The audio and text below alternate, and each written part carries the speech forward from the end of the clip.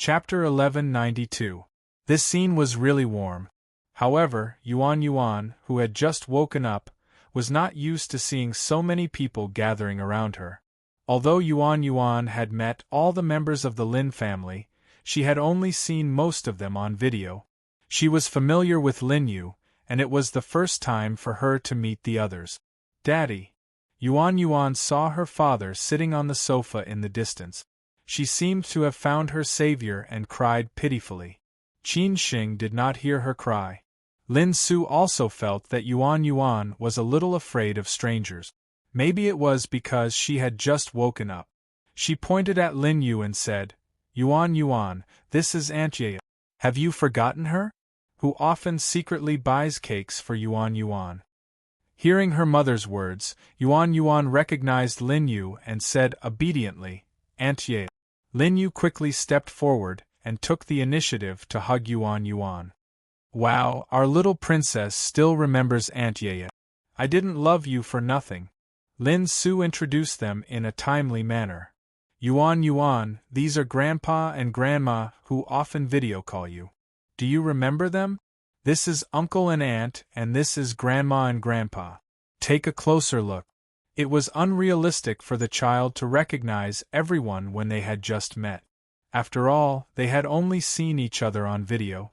Lin Changhe said with a smile, Su, it's normal that the child can't recognize them. She will be familiar with them later. The others also nodded in agreement, saying that they were right. Lin Yu held Yuan in her arms, and the others followed her to the living room. However, when Yuan saw her father, she immediately struggled and reached out her hands, shouting, Daddy. Obviously, she wanted her father to hold her. The others did not know whether to laugh or cry. They were all very clear that Qin Xing had never seen Yuan before, let alone video call her. Today must be the first time that the father and daughter met each other. How long had they been together? Why did Yuan stick to Qin Xing like this? They could only say that she was their biological daughter. Qin Xing took his baby daughter in his arms with a smile, as if he would satisfy any of her requests. In the living room, the Lin family was chatting happily. The topic was about Yuan and Lin Su. They tacitly did not ask about Qin Xing. It seemed that they should not ask about these things. Even Lin Chongting's wife, who liked to gossip, did not say anything. Maybe Lin Chongting had told her in advance.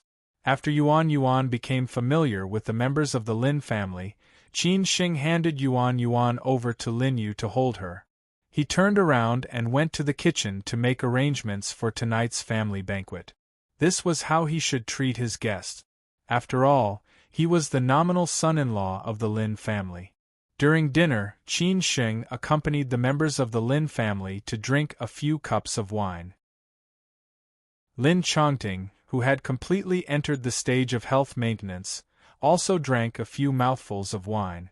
One should know that in the past 3 years, Lin Chongting had almost never touched a drop of wine and never participated in any social activities. Even in the Lin family, he refused to entertain guests.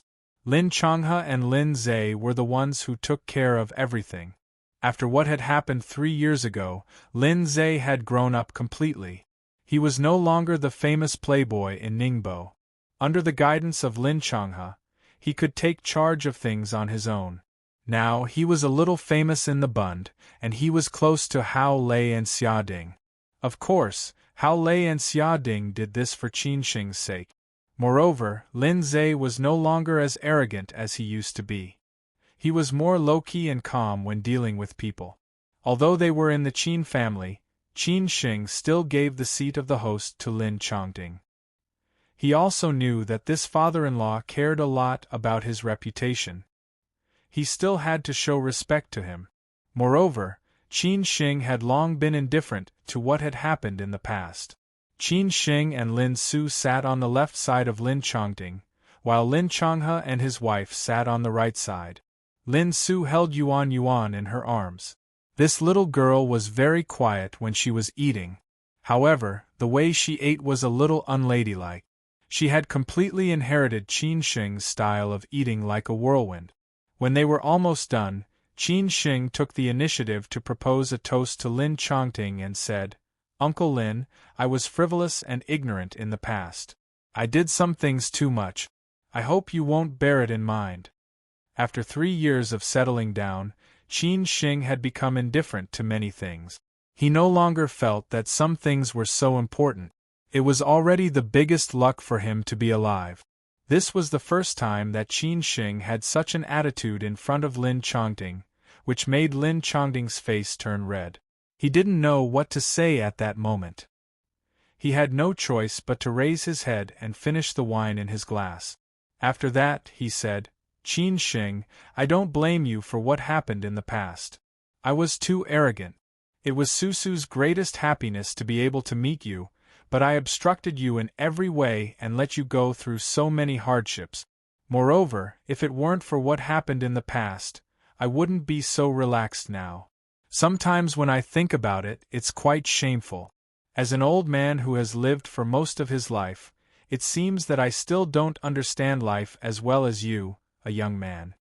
This was also the first time that Lin Chongting and Qin Shing had been honest. Qin Shing had thought that this father-in-law of his would not say such words to him. He didn't expect that he would treat him sincerely today. Or maybe it was because of the wine. "The biggest regret in my life is that I let Susu and her mother down. Without you, I wouldn't have woken up, an old stubborn man like me. I owe Susu too much. I really didn't fulfill my responsibility as a father. It's too hypocritical to say that I will make it up to her in the future. I only hope that you can treat her well and don't make her sad. I don't want to interfere in your affairs, and I'm not qualified to interfere. Since this is Susu's choice, this is the life she wants. I only hope that everything will be good for you in the future. Even if I die, I can still face Susu's mother." Lin Chongha seemed to be a chatterbox and couldn't stop talking. Qin Shing turned around and looked at Lin Su, who had become such a virtuous wife and loving mother from the beginning. Maybe when he had met her for the first time, he had never thought that his goddess would give birth to a child for him one day. Qin Shing looked at Lin Su, who was as lovely and beautiful as a little princess in the movies. It seemed that he could not love such a daughter enough in his life. He turned around and said, "Uncle Lin, don't worry." Lin Chongting picked up the wine dispenser and took the initiative to pour a glass of wine for Qin Shing. Qin Shing didn't stop him. When they clinked glasses, Lin Chongting's eyes were full of sincerity. After dinner, the Lin family members didn't hurry to leave. They continued to drink tea and chat in the living room. Maybe it was because Yuan Yuan was there, the men were too embarrassed to smoke. Finally, they looked at each other and walked out of the living room tacitly to the yard. Lin Chongha was a bit addicted to smoking in the past 2 years. Maybe it was because all the things of the Lin family were on him, which made him feel more stressed. He was not as comfortable as before. Lin Chongha lit a cigarette and asked, "You came back so suddenly?" Qin Shing was a little dizzy after drinking. He smiled and said, "Actually, I have been back for almost a month, but I have been busy with other things in Beijing. Lin Su and Yuan Yuan came back, so I came to Shanghai." Lin Chongha shook his head and said, "You have been back for a month, but you didn't tell me." Not to mention Lin Chongha, Lin Zhe, who was close to Hao Lei and Xia Ding, didn't tell him this news, which had been kept secret. Qin Shing said in a low voice, "Maybe I want to surprise Lin Su and Yuan Yuan." "You?" Lin Chongha pointed at Qin Shing and smiled. "How long will you stay in Shanghai this time? You should spend more time with Lin Su and Yuan Yuan. After all, as their father, you have been missing for so long. You should make it up to them." Qin Shing said thoughtfully, "This is what I should do. I also want to stay with them for a few more days. But sometimes there are too many trivial things, so I can't help it." Lin Chongha nodded and said, "I can understand. I just want to try my best." At this time, Qin Shing smiled and said, "I heard that the Lin family has been developing well these years. It has entered the top 100 domestic private enterprises. It seems that Yuan Yuan's dowry will be more and more generous. I really don't know who will marry our little princess. Lin Changhe didn't know whether to laugh or cry. Yuan Yuan is only 2 years old. You are already thinking about the dowry in the future. However, Lin Changhe also thought that it was true. Who could marry this little princess who was loved by thousands of people? The dowry of the Lin family and the Qin family would definitely make that boy go to heaven. Qin Xing smiled and turned to look at Lin Zhe, who had been smoking silently and didn't interrupt them. He patted Lin Zhe's shoulder and said, I know you have worked hard in the past 3 years.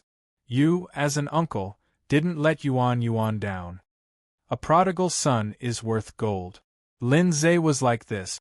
Lin Zhe said with emotion, I let Su down before. Now I can't let Yuan Yuan down. I will strive to make her proud when she talks about me. Qin Xing smiled and said, I believe you. After smoking, the 3 of them went back to the living room. At this time, the members of the Lin family were ready to leave. After saying goodbye to each other, they walked out of the old foreign-style house. Only Lin Yu stayed in the old foreign-style house to accompany Lin Su and Yuan Yuan. After watching the members of the Lin family get in the car and leave, Qin Xing handed Yuan Yuan to Lin Yu. He held Lin Su's hand and walked inside. As they walked, he said, I may have something to deal with tomorrow, so I can't accompany you and Yuan Yuan. Qin Xing felt sorry for them. He didn't want to leave Lin Su and Yuan Yuan at all. He just wanted to stay with them quietly, but he couldn't help it. Lin Su was stunned. A trace of disappointment flashed in her eyes. But then she felt relieved and said, Are you leaving Shanghai? Qin Xing nodded and said, Yes. Lin Su frowned and asked, How many days? She knew she couldn't have Qin Xing all the time, but she really couldn't leave him now. Qin Xing thought for a while and said, Maybe 1 day, maybe 2 or 3 days. I will try to come back as soon as possible. If Yuan Yuan asks, I will tell her that Dad went to buy her a gift. Lin Su was a little relieved when she heard this. As for Yuan Yuan, she would handle it well. At night, Lin Yu slept with Yuan Yuan. What about Qin Xing and Lin Su? Absence makes the heart grow fonder, not to mention that they had been separated for 3 years. Chapter 1193. In the morning, when the sunlight shone into the room through the curtains, Qin Xing and Lin Su slowly opened their eyes. Qin Xing hugged Lin Su tightly and looked into her eyes. Lin Su was a little embarrassed.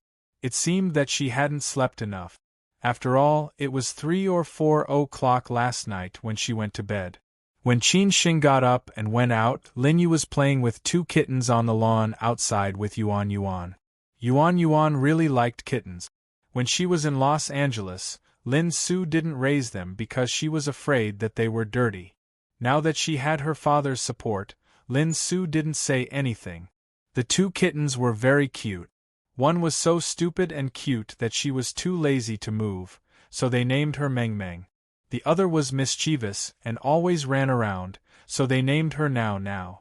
In the past, Yuan Yuan would definitely go to her mother after getting up. Now that she was back with her father, she was sticking to him. So she went to Qin Xing and Lin Su's room after getting up. Lin Yu hurriedly stopped Yuan Yuan and said that her mother was too tired after the flight and needed to have a good rest. Her father had to accompany her mother and play with Yuan Yuan when they woke up. The sensible little girl left reluctantly. When Yuan Yuan saw her father coming out, she immediately left her 2 kittens and ran to her father.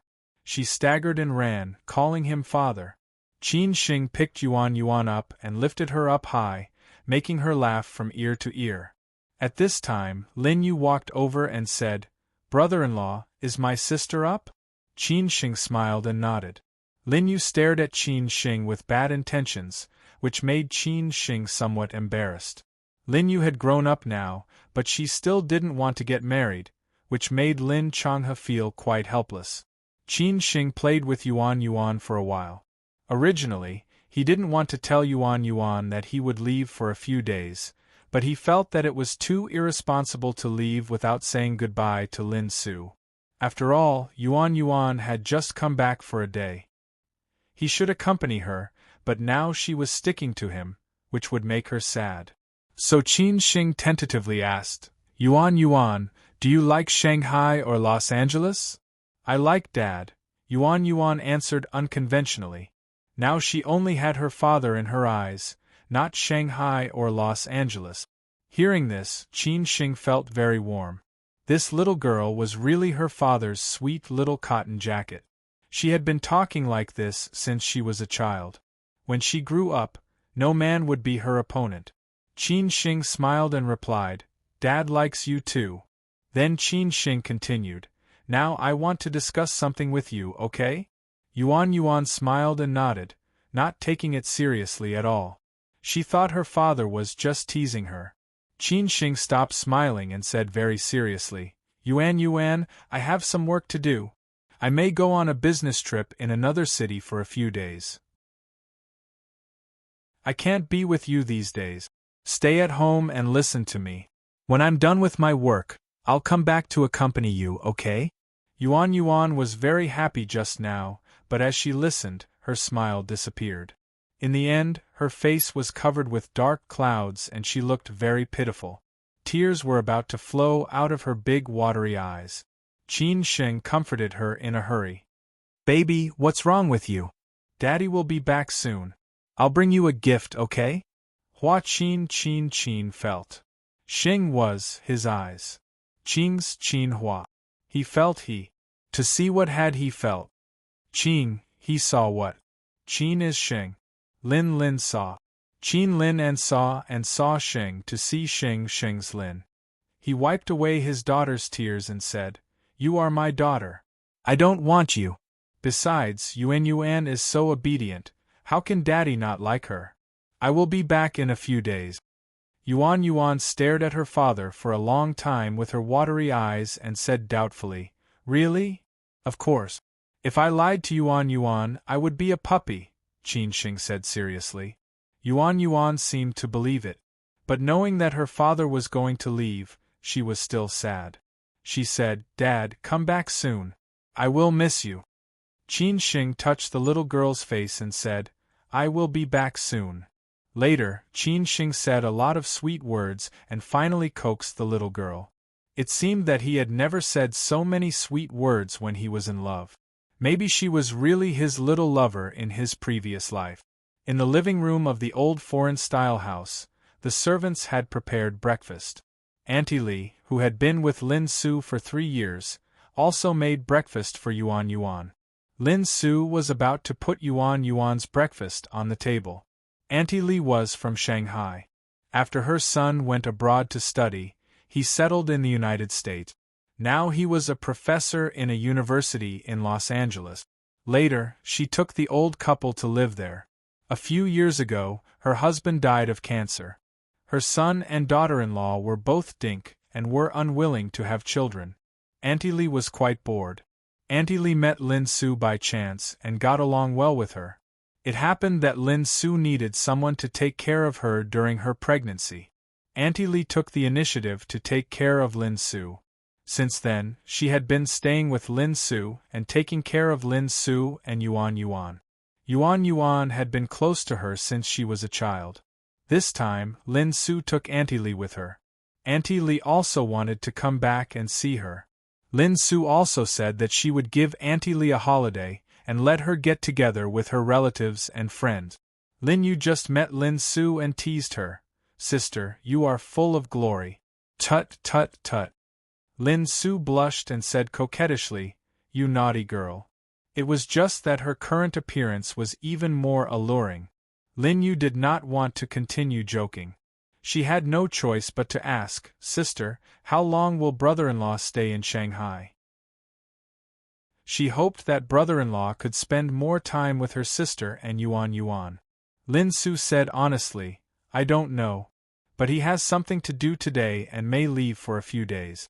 After that, he may spend more time with Yuan Yuan. We can go back to Ningbo these 2 days. I also want to take Yuan Yuan to meet my grandma and my mother. They definitely want to see Yuan Yuan. Lin Yu had wanted to continue talking about Qin Shing. After hearing what Qin Shing said, she stopped talking. She knew that her sister's biggest regret was that Grandma could not see Yuan Yuan. If she could see Yuan Yuan, it would be so perfect. Even if she could not get married to Qin Shing, it would not be a big deal. After a while, Qin Shing came back with Yuan Yuan in his arms. They sat in the living room and had breakfast. Since Qin Shing was with her, Lin Su had a good rest. Qin Shing fed Yuan Yuan by himself. He did not eat until Yuan Yuan finished eating. After breakfast, Qin Shing was ready to leave Shanghai. Hao Lei had come to pick him and Chang Baji up. This time, Hao Lei would go to Qin Huangdao with them.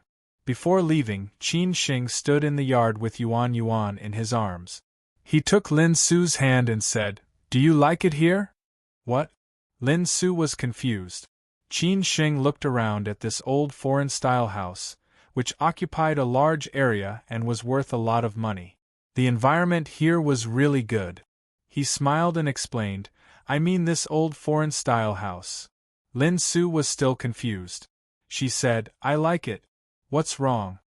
Qin Shing said bluntly, "It's yours from now on." Lin Su was a little surprised when she heard what he said. She was very clear about the value of this old foreign-style house. It was not an ordinary old foreign-style house. An old foreign-style house with such an area was priceless now. No matter how stupid Lin Su was, she could understand what Qin Shing meant. She shook her head and chuckled. "What do I want it for?" Qin Shing could tell that Lin Su wanted to refuse him in a euphemistic way. He had no choice but to say, "This is the idea of our family. You'd better not refuse it. Otherwise, I will not be able to explain to them when I go back. Just take it as a gift for our daughter." Qin Shing was right. This was indeed the idea of the Qin family. It could also be regarded as a gift for Yuan Yuan. Lin Su found it funny. "Compensate me?" Qin Shing sighed. "Just take it as a gift. After all, I'm sorry for you." Lin Su said quite seriously, "I'll accept it. But there's nothing to be sorry about. I just want to do it." At this time, Hao Lei had arrived. Lin Su smiled and said, "The car is here. You should go now, lest Yuan Yuan will be reluctant to leave you later." Qin Shing nodded and handed Yuan Yuan to Lin Su. He kissed Lin Su and the little girl's face. After that, he said, "I'm leaving." Although Lin Su was reluctant, she could only see Qin Shing off. Yuan Yuan also waved goodbye reluctantly. Her tears almost couldn't stop. Chapter 1194. There were some things that no one could figure out, and no one was right or wrong. After having Yuan Yuan, Lin Su didn't expect to have Qin Shing all to herself, nor did she want to fight for anything. As long as Qin Shing could accompany her and Yuan Yuan occasionally, that was enough. After Qin Shing left, Lin Su held Yuan Yuan in her arms and didn't leave in a hurry. She glanced at the old foreign-style house casually. Even though it was worth hundreds of millions, Lin Su didn't feel anything. These things were just floating clouds to her. "Sister, what are you thinking about?" Lin Yu walked over and asked calmly. Lin Su said half-jokingly, "I'm thinking about when you will get married. You must be very beautiful by then. I don't have such extravagant hopes in this life." "Sister." Lin Yu knew that her sister might be a little sad because of her brother-in-law's departure.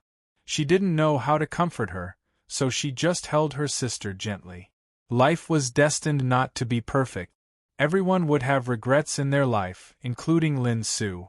Qin Shing was on the way to the airport now, but he didn't think about these problems. He was thinking about Qin Huangdao. Although there was no danger in this trip, he knew from Chen Beiwang that Feng Xiangru and Yang Yaozu had arranged everything. However, Qin Shing, who had suffered a few losses, didn't dare to be careless anymore. No matter what he did in the future, he would be very careful. He couldn't make the mistake in Ningbo again, so that he almost died in Ningbo and finally came back after missing for 3 years. Qin Shing went to Qin Huangdao with Hao Lei and Chang Baji. Hao Lei had arranged everything in Shanghai, so there was nothing important for him to worry about. Moreover, Bao Fan, who had retired behind the scenes, was secretly watching over them. The most important thing for the Qin family now was to solve the problem of Elder Long, and then solve the problems left by Qin Chang'an. Chun Beiwang has arrived at Qinhuangdao. He will go to the airport to pick us up, Hao Lei said in a low voice. In the past 3 years, he was familiar with Chun Beiwang. Chun Beiwang contacted him directly for many things. It could be seen that Mr. Gongsun thought highly of Chun Beiwang, and Hao Lei admired this man very much. It could be said that Chun Beiwang's character was the second Mr. Gongsun. It was just that Mr. Gongsun had followed Qin Chang'an for so many years. Chun Beiwang and Qin Sheng had not reached that level of trust yet. Hao Lei was not envious of Chun Beiwang, because he was destined not to become someone like Mr. Gongsun. He was still very clear about his own ability and position. Qin Sheng asked thoughtfully, "Did Feng Xiangru and Yang Yaozu come to Qinhuangdao?" "Of course they came. If they didn't come, it would be more or less uncertain," Hao Lei said truthfully. When it was time to call Qin Sheng brother, he would call him brother. When it was time to talk about business, he would talk about business.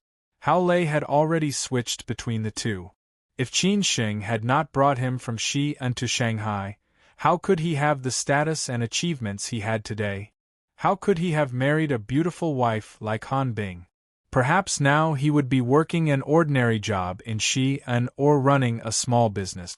He would have found a woman whom he did not dislike or like so much to marry. Therefore, Hao Lei could give his life to Qin Sheng or give up everything he had now.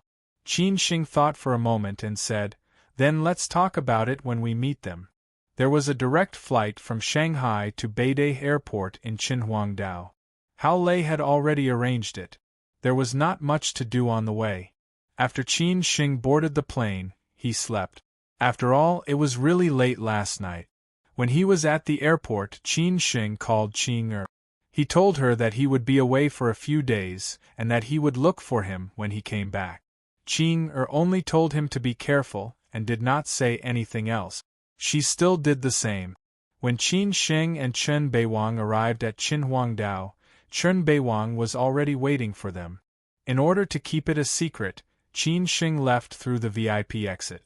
After all, this trip to Qinhuangdao had a strong purpose. It was better to keep a low profile. On the way to the airport, Chun Beiwang sat next to Qin Sheng. In front of him were Chang Baji and Hao Lei. Chun Beiwang greeted them politely and asked, "Young master, shall we go for dinner first?" Qin Sheng did not want to waste too much time. He said directly, "To meet Feng Xiangru and Yang Yaozu." Chun Beiwang did not hesitate or say anything to decline. He directly called Feng Xiangru and Yang Yaozu. Yang Yaozu and Feng Xiangru had just arrived at Qinhuangdao and were about to go to a good seafood restaurant for dinner. They did not expect that Qin Sheng would want to meet them as soon as he arrived at Qinhuangdao. They had no choice but to let Chun Beiwang take Qin Sheng to the seafood restaurant directly. It was a good way to welcome Qin Sheng. After hanging up the phone, Feng Xiangru said unhappily, "Is Qin Sheng so impatient? Or does he not believe us?"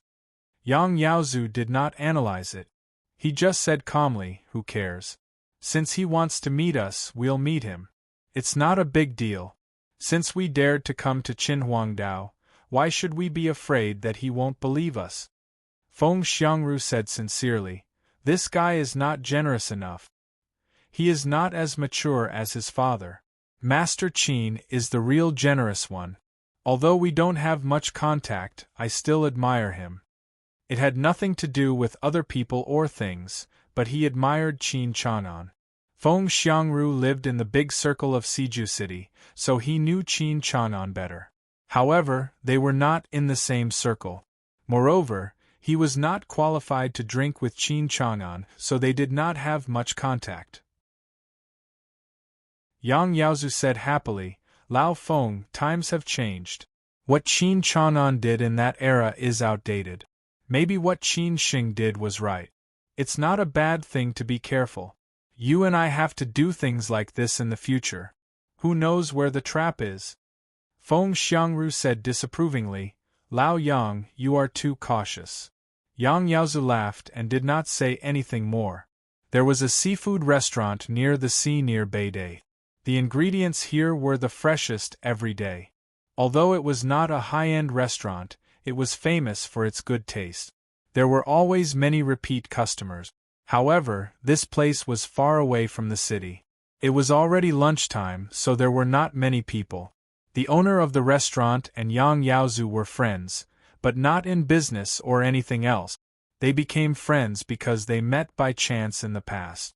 Since then, every time Yang Yaozu came to Beidai, he would come here to have a meal.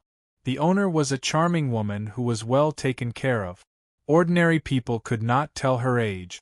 No wonder Feng Xiangru secretly said a few words to Yang Yaozu, Is this your lover? Yang Yaozu was not a lecherous person. He was really friends with the owner. These years, he had seen too many people fall into the trap of women. Therefore, he was extra careful in this aspect. After greeting the boss, Yang Yaozu quietly waited for Qin Xing in the private room. He reminded the boss without batting an eyelid, meaning that she did not need to come over to support later. When she was free, she would look for her for a drink or two. The owner knew that Yang Yaozu was not an ordinary person. Once when Yang Yaozu came to Beidai, he brought her to a dinner party. At the dinner party, a leader of Qinhuangdao city that he knew sat at the last seat. It could be seen how powerful Yang Yaozu was. Soon, they arrived at the seafood restaurant. After all, Qinhuangdao's Beidai airport was in Beidai district. It was not far from the airport. Yang Yaozu's driver took them upstairs. Qin Xing only brought Chen Beiwang, Chang Baji, and Hao Lei. The rest of them ate downstairs as usual. Even if something happened, they could rush over immediately. When Qin Xing went upstairs, the owner, who had been waiting in the hall, saw him. Although she would not disturb Yang Yaozu, she was still curious about what kind of guest Yang Yaozu was going to greet. She did not expect it to be a young man. However, looking at his extravagance, she guessed that he was not an ordinary person. Qin Xing pushed the door open. Yang Yaozu and Feng Xiangru stood up and greeted him with a smile. Yang Yaozu took the lead and said, Qin Xing, you are so lucky. If you did not come in time for dinner, you would not be able to eat such authentic Qinhuangdao seafood. I have a good nose. I have been looking for delicious food since I was young. Today, I am following you, Brother Yang, Qin Xing said politely. Feng Xiangru said happily, Qin Xing, we meet again. You can't wait to find us. Is there anything good? Qin Xing replied politely, I really don't have anything good. I just want to see you, Brother Feng. It's been many days since we parted in Beijing. We had a good chat last time. I'm looking forward to meeting you again. Feng Xiangru pointed at Qin Xing and said, Boy, you really know how to flatter. Yang Yaozu pulled Qin Xing and said, Sit, sit, sit. Let's sit down and talk while eating. After Qin Xing and the others sat down, Yang Yaozu asked the waiter to start ordering. He first asked Qin Xing politely what they wanted to eat. Qin Xing said that a guest should follow the host and let him order whatever he wanted. Yang Yaozu did not refuse and directly ordered. In the meantime, he asked if they wanted to drink. Qin Xing politely refused. He could drink anywhere, but this time he was not here to drink. Business was more important. Before all the dishes were served, they talked about some trivial things. Qin Xing introduced Hao Lei to Yang Yaozu and Feng Xiangru. They were already familiar with Chen Beiwang, so Qin Xing did not need to introduce him. As for Chang Baji, he was standing not far behind Qin Xing, so Qin Xing did not need to introduce him. Everyone chatted while eating. No one got to the point. Besides, they were not in a hurry. Feng Xiangru finally could not help but ask, Qin Xing, to be honest, do you still not trust us? Qin Xing smiled while eating the prawns. Brother Feng, I don't understand. Why do you not trust us? If you trust us, you wouldn't have looked for us in the first place. Aren't you just testing us? Feng Xiangru said bluntly. Since we are already here, how can we go wrong? At this time, Qin Xing said slowly, Of course, I believe Brother Feng and Brother Yang, but this matter is too important. No matter for you or for me, it's better to be cautious. I want to talk to you in detail to see if there are any loopholes. Yang Yaozu chuckled and said, Qin Xing, we've said that we'll be responsible for everything here. You just need to do what you should do. You can rest assured about this. We're all in the same boat now. Nobody wants anything to go wrong. Qin Xing asked slowly, Then I want to ask you, Brother Yang, how are the preparations going? Everything is ready. We are just waiting for you. Yang Yaozu squinted and said. Qin Xing said in a low voice, Then I want to know when we can take action. Yang Yaozu said bluntly, As long as you want, tonight is fine. Upon hearing Yang Yaozu's words, Qin Xing was rather shocked. Just tonight. Chapter 1195. Qin Xing had thought that he would stay here for at least 3 or 4 days. After all, things were not that simple. It might even take more than a week. No one could be sure. However, he did not expect that Yang Yaozu would say such a thing as soon as they met. Qin Xing did not expect this, but he still did not believe it. Only tonight? Not only Qin Xing, but everyone else would not believe it. That was Old Long, not an ordinary tramp on the street. Qin Xing picked up a piece of fish, but he was not in a hurry to eat it. Instead, he fell into deep thought. Of course, Chen Beiwang knew what Qin Xing was thinking. Maybe Yang Yaozu and Feng Xiangru knew it too. However, Chen Beiwang did not ask Qin Xing himself. After Qin Xing arrived at Qinhuangdao, everything was based on what Qin Xing said. Qin Xing, what's wrong? You don't believe me? Feng Xiangru saw Qin Xing's expression and asked disdainfully. Qin Xing came back to his senses and laughed. Brother Feng, you must be joking. How can I not believe you? If I didn't believe you, I wouldn't have come to Qinhuangdao. I just didn't expect it to be so fast. I thought it would take another 3 or 4 days. Feng Xiangru replied directly, If it took another 3 or 4 days, we wouldn't have asked you to come so fast. You could have just waited in Beijing, right? Qin Xing said with interest, It seems that I have underestimated Brother Feng and Brother Yang. If there was wine, I would have to drink 3 glasses of wine as punishment. Yang Yaozu had a faint smile on his face. Let's talk while eating. Don't wait for the food to get cold. You can't find another seafood restaurant in Qinhuangdao. I come here every time I come to Qinhuangdao. Let's eat. Qin Xing and the others were indeed a little hungry. Their chopsticks flew. After eating a few mouthfuls of food, Yang Yaozu continued, This is a big deal for you, and it's also a big deal for us. If we fail, you won't suffer any loss. After all, we've been fighting with Elder Long for the past few years, and we'll be punished. So without a perfect plan, we dare not take action. Qin Xing nodded. That seems to be right. You must be wondering why it's so fast. I can only use an old saying to explain it. The world has suffered for a long time, and we've also suffered for a long time. In the past few years, Elder Long's words carried enormous weight, and no one dared to object to any of his decisions. That's why we've fought with you for so long and lost a lot of benefits, explained Yang Yaozu. Feng Xiangru waited for Yang Yaozu to finish speaking before he added, But it's different now. Elder Long is already at the end of his days. Everyone's opinions of him are getting stronger and stronger. Not only do we have strong opinions, but other people also have opinions. However, no one dares to voice out their anger. Only after we rise up did they dare to go along with us. That's because everyone wants the old man to die. After hearing what they said, Qin Xing finally understood what was going on. It seemed that their previous analysis of the internal affairs of Elder Long was still too conservative.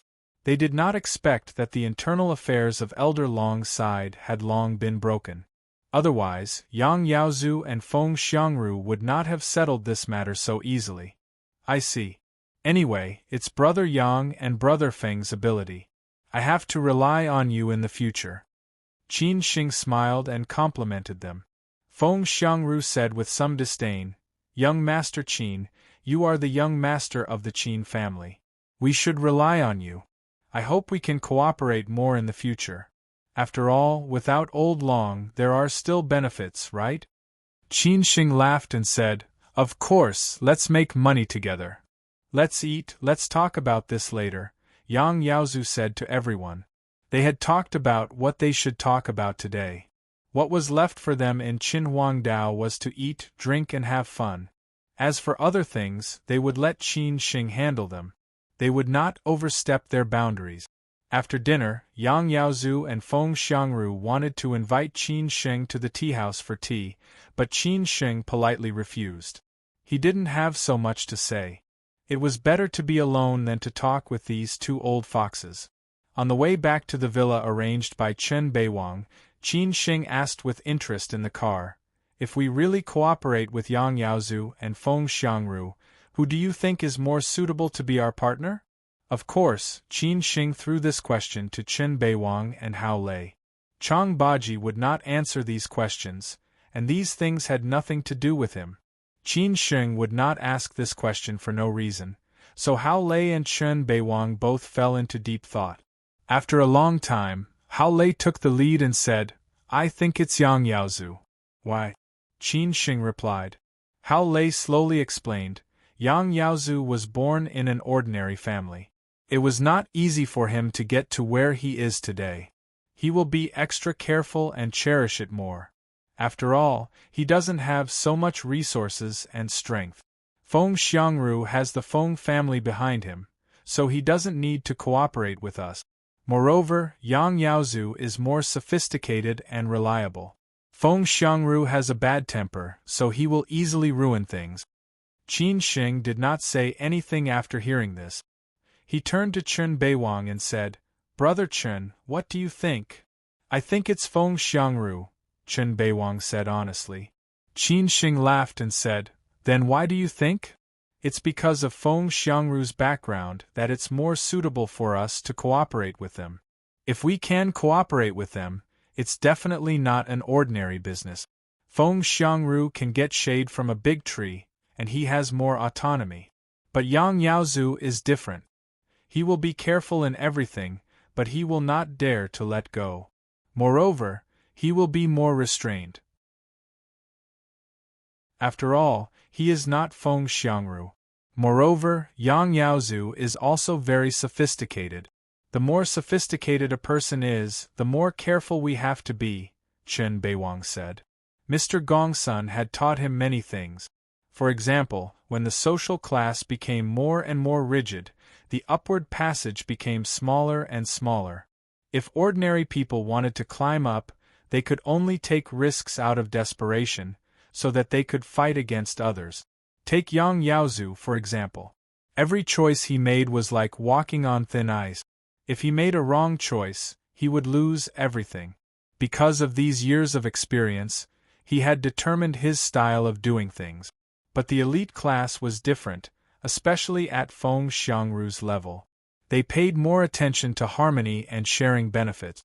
They did not want to take risks, but only seek stability and reduce risks to the greatest extent. In this way, over the years, compound interest would be the most terrible existence. For example, if an ordinary person only had 10,000 yuan, he would want to use 10,000 yuan to fight for 100,000 yuan. Then he would take the risk of 100,000 yuan. But if you had 10 billion, if you had to choose between 1 billion and 100 million, you would definitely choose the one with the least risk, and not the one with the most money. After Hao Lei and Chen Beiwang finished talking, they both looked at Qin Shing, waiting for him to reveal the mystery. Qin Shing said with a smile, I choose Feng Xiangru. Chen Beiwang was calm after hearing this, without any complacency. Hao Lei was a little embarrassed, but he did not feel ashamed. Instead, he asked eagerly, Why? Qin Shing said, Although Brother Chen made the right choice, it's only half right. You only see when we cooperate to make money, but never think that when we cooperate to lose money or get into trouble. Yang Yaozu will definitely run faster than Feng Xiangru, and he is most likely to betray us. Since Feng Xiangru is based in Beijing, he will not do this unless he has no other choice. Do you understand? Hao Lei instantly understood and said, "Yes, I understand." Chen Beiwang also nodded silently. It seemed that he had a lot to learn.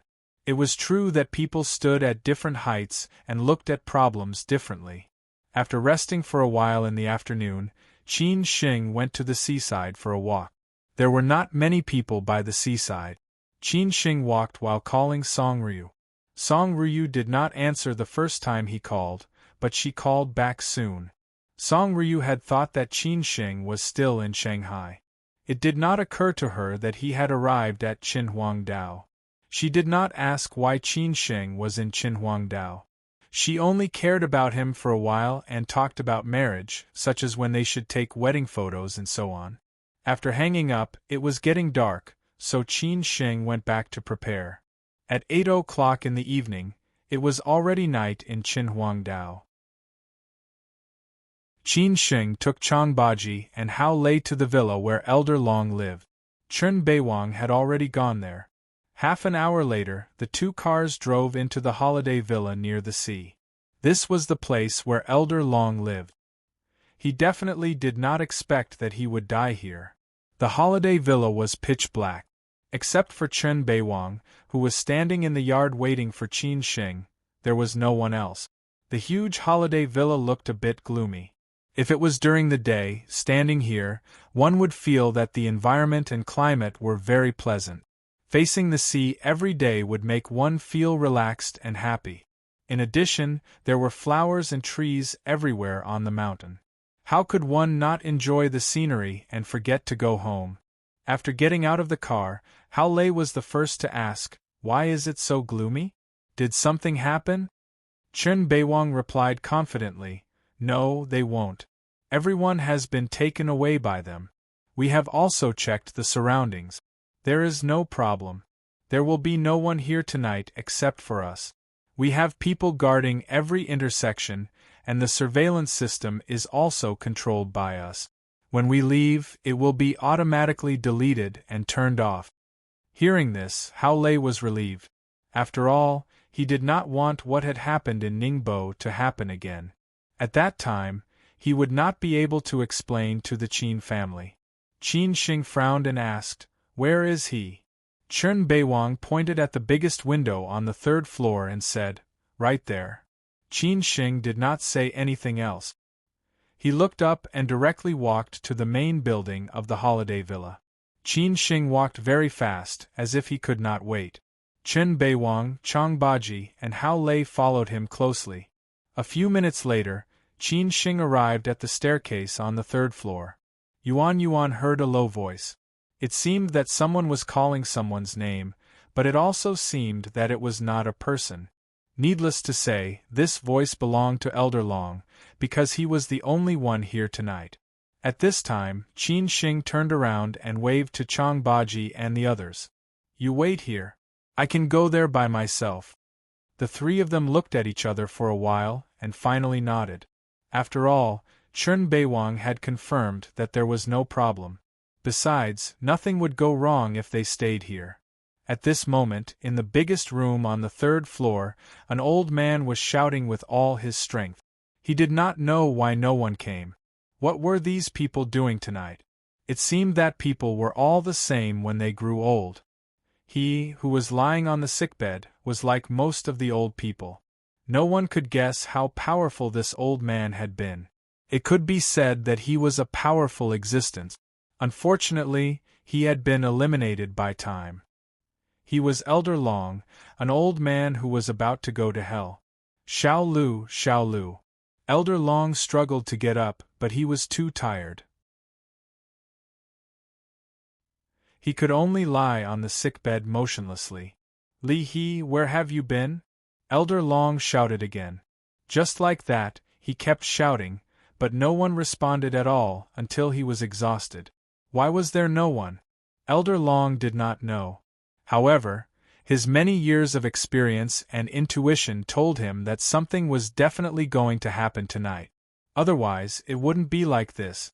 At this moment, the door of the room was slowly pushed open by Qin Shing from the outside. Although Elder Long was very weak and skinny, his hearing was still very good. He asked subconsciously, "Who is it?" Lying on the bed, it was difficult for him to see who was coming in. But no one answered. As Qin Shing approached, Elder Long asked again, "Who are you?" Still, no one responded.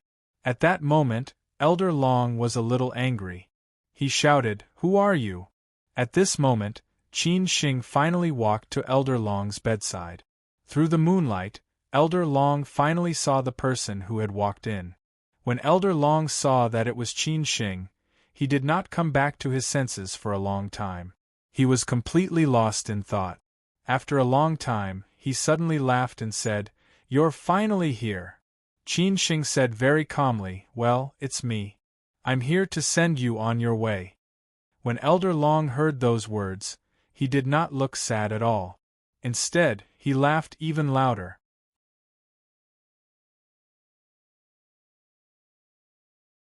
Chapter 1196.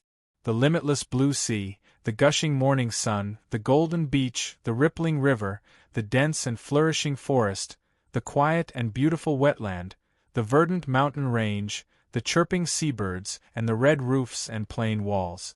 This was how the internet described Beidei. It was a famous summer resort. Otherwise, how could there be so many sanatoriums here? Every summer, the leaders of the party and government would also work and rest here. This was also the main reason why Elder Long had chosen to spend the rest of his life here. Sometimes it would be more convenient for him to do certain things or meet certain friends. Unfortunately, he was no longer the same Elder Long as he was in the past. He could only lie on his bed all alone, with no one to answer his calls, leaning against the mountain and looking at the sea. The scenery of Elder Long's holiday manor was really good. Unfortunately, he would never have the chance to enjoy it in the future. In fact, closing his eyes here was also a kind of enjoyment. From 8 o'clock in the evening, Elder Long noticed that something was wrong. First of all, everyone in the villa seemed to have disappeared. No matter how he called for them, no one answered. This was impossible on a normal day. After all, there were more than 20 medical staff, servants, and bodyguards in the villa. Usually, these people were on duty 24 hours a day. Whenever he called, they would immediately appear. After all, with his identity and status, no one dared to do anything to him. They had to listen to him obediently. Secondly, his confidant, who had been staying in the villa all this time, said that he was going to meet a friend this afternoon. He had not returned yet, which was a little strange. Finally, every time it got dark, all the lights in the villa would be turned on and would not be extinguished all night. The whole villa looked brightly lit from the outside. However, today, even the lights in his room were not turned on, let alone those outside. The whole villa was pitch black. There must be a reason for this abnormality. Elder Long, who had weathered countless storms for so many years, would have lived his life in vain if he couldn't even detect this. He had been trying to figure out who it was that was targeting him, and who could be so powerful. However, he waited for a long time. After waiting for a long time, no one appeared. He was a little tired and sleepy. Now, the one who should come had finally come. It was also the person he had expected. One was the Qin family, which had been fighting with him all his life. They both wanted to kill each other. The other was the mole. He knew very well that in these years, the internal affairs of the family had been torn apart. Many people were quite dissatisfied with him, but they did not dare to say anything. Now that he was completely defeated, their chance had come. Finally, the Qin family came. Elder Long was already very weak, and after shouting for more than an hour, he became even weaker. So, when he laughed, his voice was very low, and it made people feel a little scary and eerie. Elder Long had no intention of accepting his fate so easily. How dare you say something like that? Even if your father was in front of me, would he have the right to say something like that? He scolded impatiently. He had no intention of accepting his fate so easily. Qin Shing stared at Elder Long quietly and sneered as he said, "You are already in such a state. Are you still not going to admit defeat? I know you've fought and won your whole life. Now that you've lost to our Qin family, you're not convinced. However, the winner takes all, and no one can do anything about it. I'm already standing in front of you, so why are you still so stubborn? Do you think I'll lose just because you say so? Who do you think you are?" Elder Long was still very stubborn. Qin Shing responded in a tough manner, "I really didn't expect that the famous old Master Long would be so tolerant.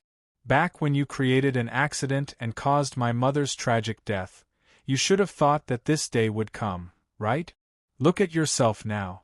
Do you really think that you're that omnipotent, Elder Long?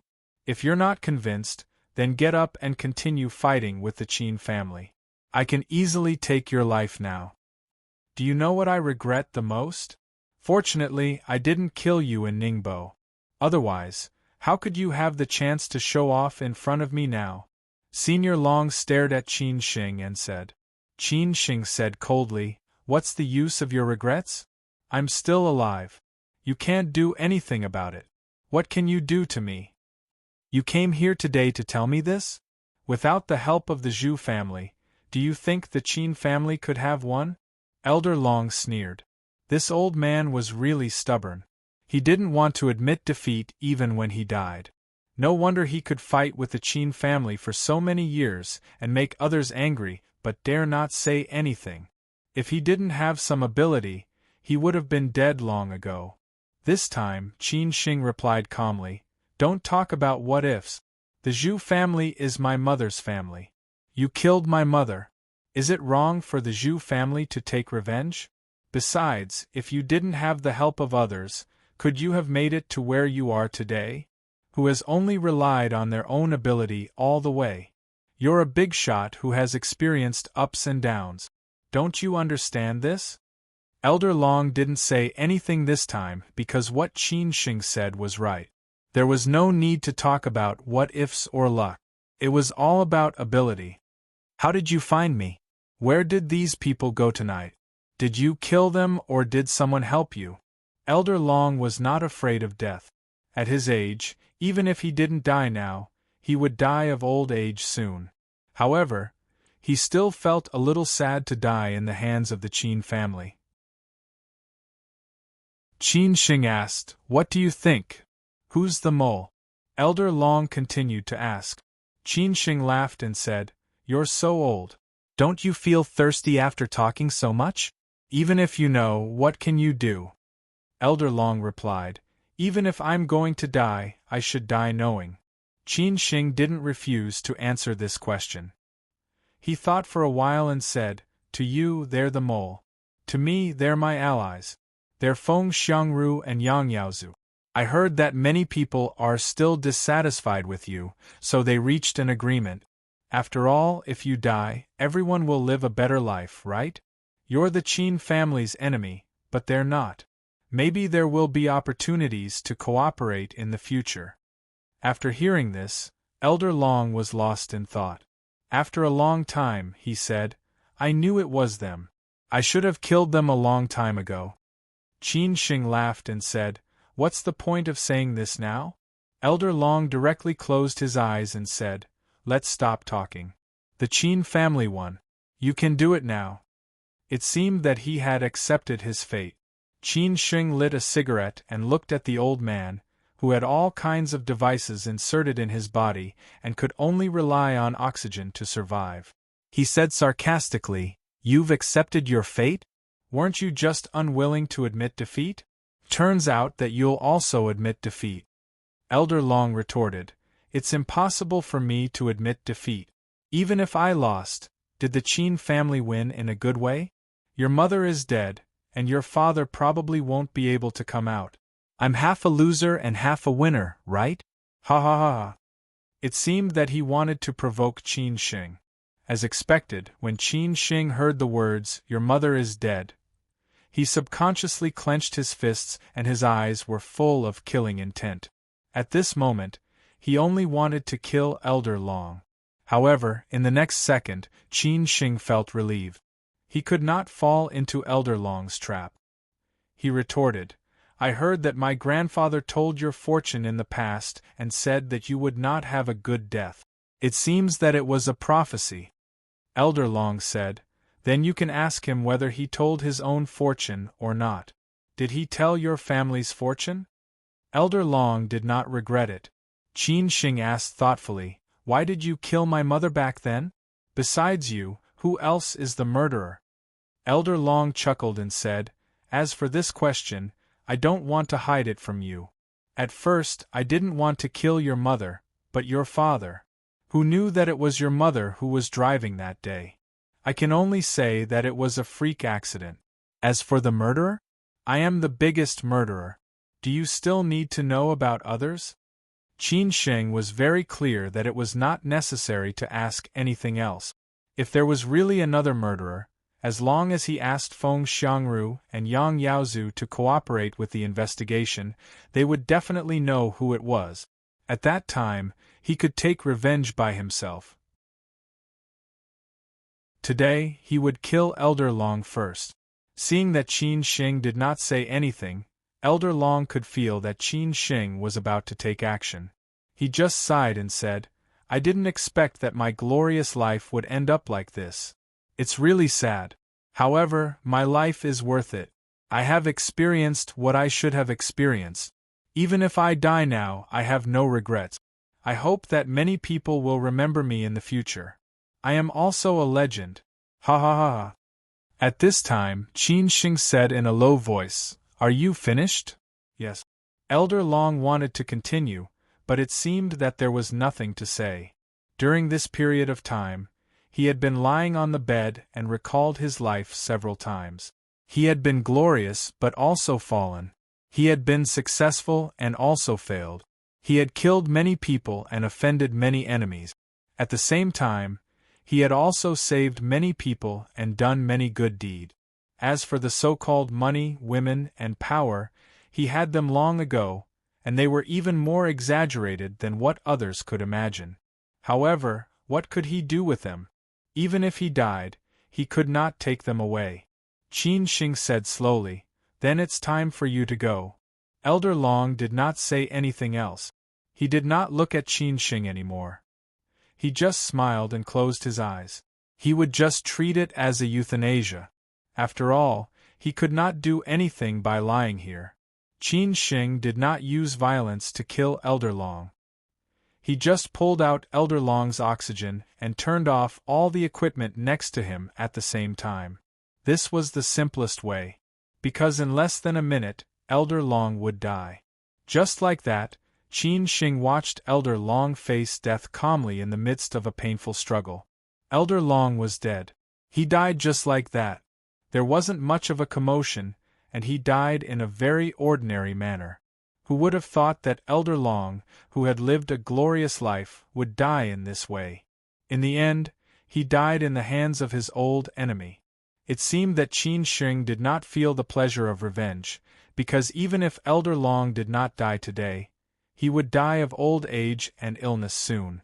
After all, he had lived for so many years, which was more exciting than several lives of others. He had no regrets when he died. However, what about his mother? However, she died young and left this world before she could enjoy a truly wonderful life. Therefore, Qin Shing did not feel any pleasure. However, Elder Long's case had been settled, and the Qin family's biggest problem had been solved. Qin Shing was quite relieved.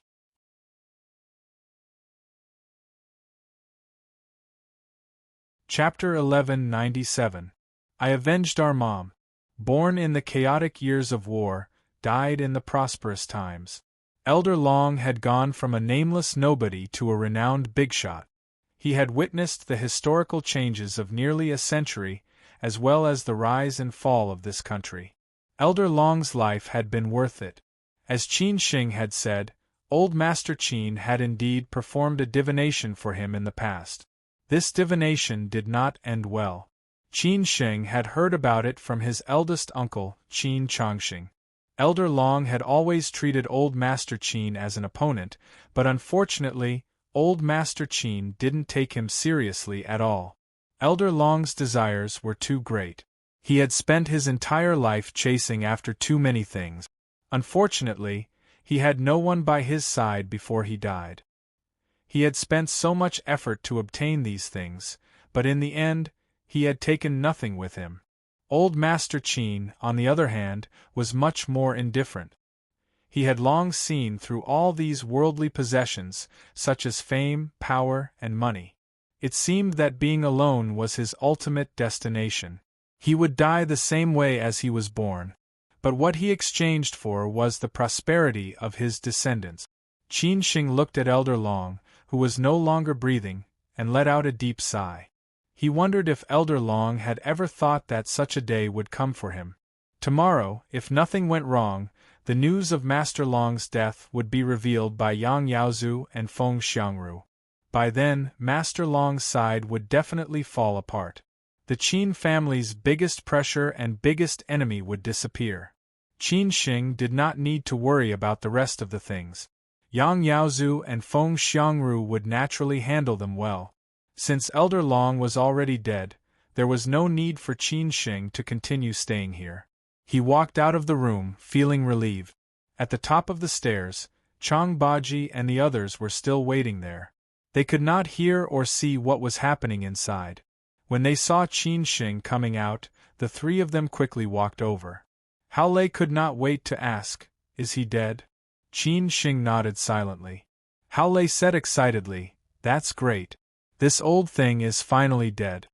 Seeing Qin Sheng nod, Chen Beiwang breathed a sigh of relief.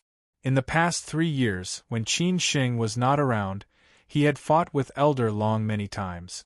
Hao Lei noticed that Qin Sheng was in a bad mood. He frowned and asked, "Lao Qin, what's wrong with you?" Qin Sheng shook his head and said, "Nothing. Let's go and find a seafood stall to drink." "Let's go," Hao Lei said happily. Just like that, everyone left the holiday villa, leaving behind only the empty villa and Elder Long's corpse. Half an hour after they left, Yang Yaozu and Feng Xiangru quietly drove to the resort villa. They were all too familiar with the villa. They had often come here to visit Elder Long in the past few years. At the same time, they also had to report to Elder Long about their work. Sometimes, Elder Long would scold them like dogs, but they did not dare to refute. But today was different. Yang Yaozu and Feng Xiangru got out of the car and looked at each other. In the end, they decided that Feng Xiangru would bring some people up to take a look. Although Feng Xiangru was a little scared, he had always been the one doing the dirty work, while Yang Yaozu was the one making the plans. Feng Xiangru never took over the role of the host, as long as he could reap the benefits in the end. Yang Yaozu lit up a cigarette, puffed out a cloud of smoke, and waited for the news. Although Elder Long had definitely been killed by Qin Sheng's side, they still needed to be sure before they could rest assured. He had been cautious for so many years. Sometimes, even Feng Xiangru did not understand him. After all, there were times when it was completely unnecessary. However, Yang Yaozu felt that it had not been easy for him to get to where he was today. He did not want to fall back into the dust all of a sudden. It was not a bad thing to be cautious, it was nothing more than trouble, but he felt at ease. A few minutes later, Feng Xiangru came back. Yang Yaozu squinted his eyes and asked, "Dead?" Feng Xiangru nodded and said, "Yes, dead. Let's go, we have completed our mission." Yang Yaozu took a deep breath and said. Feng Xiangru laughed and said, "Find a place to play? What's there to play in Qinhuangdao? Let's celebrate when we get back to Beijing. I still have some things to do tonight, I'll leave you alone," Yang Yaozu rejected tactfully. Feng Xiangru said unhappily, "You old pervert, you must be meeting your lover in private, right?" Yang Yaozu ignored the gossipy Feng Xiangru and directly got into the car and left. As for the following things, they had already arranged it, they just needed to follow the plan. Feng Xiangru muttered a few words and made 2 calls to arrange things in the holiday villa before leaving. It seemed that he would not be able to leave Beidei in the near future. After Elder Long died, there would be a lot of things for them to deal with, including the funeral and so on. Moreover, there would be a lot of people coming to Qinhuangdao tomorrow. It would be very lively. As long as Elder Long was not dead, he could control everyone. Even if he was lying in bed, others only dared to whisper in private and did not dare to make things difficult for him. Even at this time, Feng Xiangru and Yang Yaozu only dared to cooperate with the Qin family before taking action. There were a lot of seafood stalls by the seaside of any coastal city. When he was in Xiamen, he often went there, but at that time he could not smoke or drink, and Lin Su was also strict with him. For Qin Xing, not being able to smoke was a lot less fun in his life. Maybe because he had lived in Xi and since he was young, he did not have many memories of his time in Beijing, so he always longed for and liked the sea. Or maybe because he was used to seeing mountains and rivers, he had less contact with the sea, so he had always been close to the sea. Sitting in the seafood stall by the seaside, looking at the sea in the distance, listening to the sound of the waves, eating barbecued seafood and drinking beer, Qin Xing's depressed mood was finally relieved. He was also very strange. Why did he not feel happy at all when Elder Long died? Or maybe it was because of the 3 years of ordinary life. He became more and more calm. After the meal, they went back to rest. They thought that they might stay in Qinhuangdao for 10 to 15 days, but it did not occur to them that it would end after only 1 day. It seemed that they could go back to Shanghai earlier. After returning to his residence, Qin Xing called his sister Qin Ran. When the call was connected, he heard the noise on the other side. In a low voice he asked, "Sister, are you busy now?" Qin Ran realized that Qin Xing might have something to tell her, so she took the phone and walked away from the crowd. Then she said, "Tell me now, what's wrong?" "Elder Long died," Qin Xing said honestly. Qin Ran was stunned for a few seconds when she heard the news. She did not expect that Qin Xing would call to talk about this. Why did Elder Long suddenly die? The Qin family had been fighting with Elder Long for so many years, but they had not defeated him. Why did he suddenly die? Of course, Qin Ran did not know about the cooperation between the Qin family and Yang Yaozu and Feng Xiangru. Dead? Qin Ran asked doubtfully. Qin Xing nodded and said, "Yes, he died." Kissed his hand. Qin Ran was shocked when she heard this. "He really died?"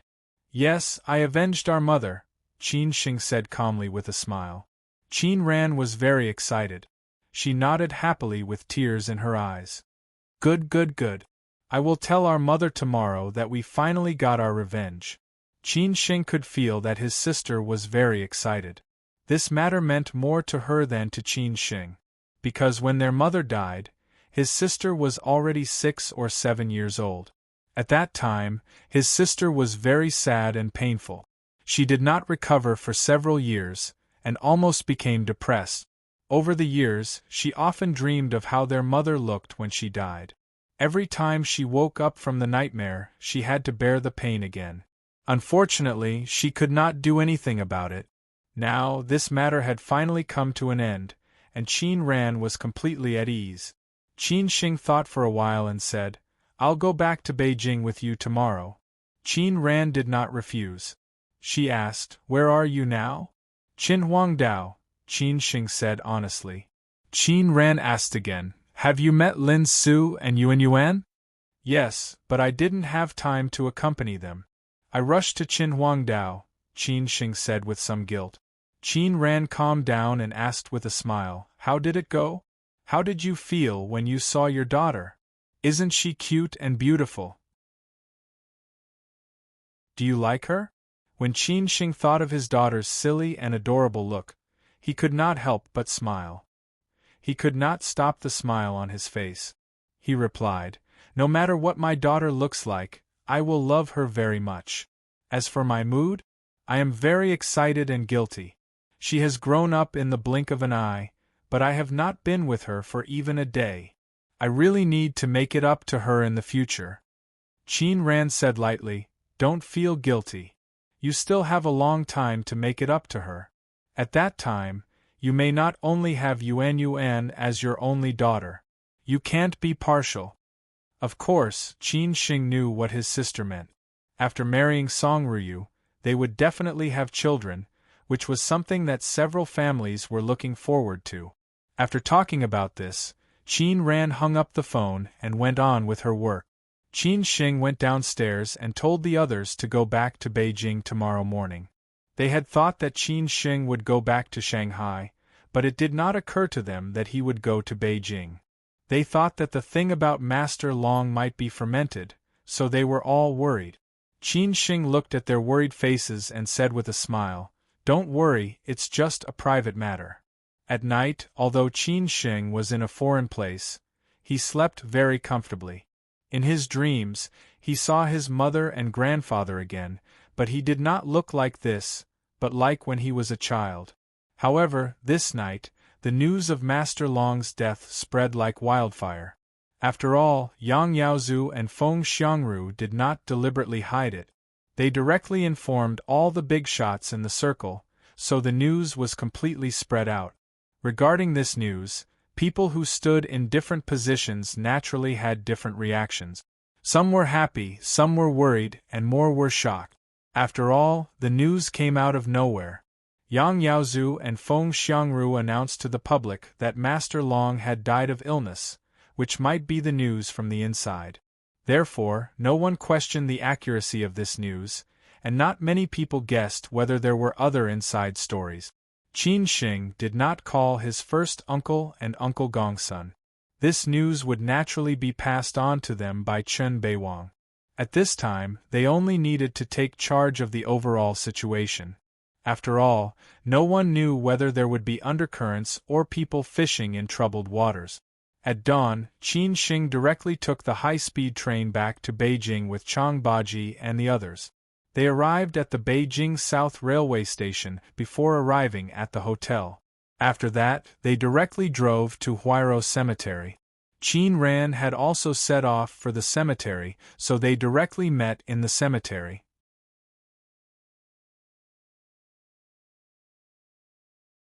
Chapter 1198. It was past 8 o'clock in Beijing, the rush hour. Most of the main roads were congested. With the acceleration of urbanization, more and more people would swarm into big cities. The number of people in Beijing would increase in the future. It was the same for cities like Shanghai and Shenzhen. How many young people with dreams wanted to make a name for themselves in these big cities? Qin Shing seemed to be like this in the past. When he returned to Shanghai that year, he shouted by the Huangpu River, full of ambition, that one day this city would remember him for many years. Unfortunately, in the end, he left Shanghai with his tail between his legs. He wandered around in several cities before he finally settled down.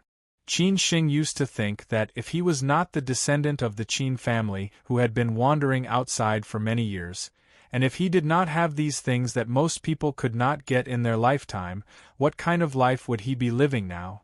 Would he be like many people, still ruthlessly stepped on by life? He did not dare to think about other things, but he definitely would not take revenge on Yan Chaozong.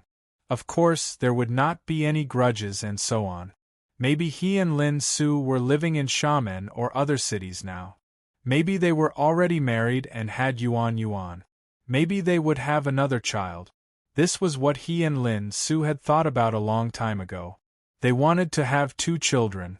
It would be best if it was a son and a daughter. In this way, they could also have someone to rely on. Sometimes when he thought about it, this kind of life was actually quite good. With his ability, he would not let his wife and children suffer, but it would definitely not be like today, where everything he wanted could come true. However, there were no ifs in life. Qin Shing was just thinking about it. At 10 o'clock, they finally arrived at the Qin family cemetery in Huairou. Although it was the Qin family cemetery, only Qin Shing's mother was buried here. Maybe Qin Chang'an would also be buried here in the future. Maybe Qin Changxing and Zhao Anji would also choose this place. This was the place that old Master Qin had chosen long ago.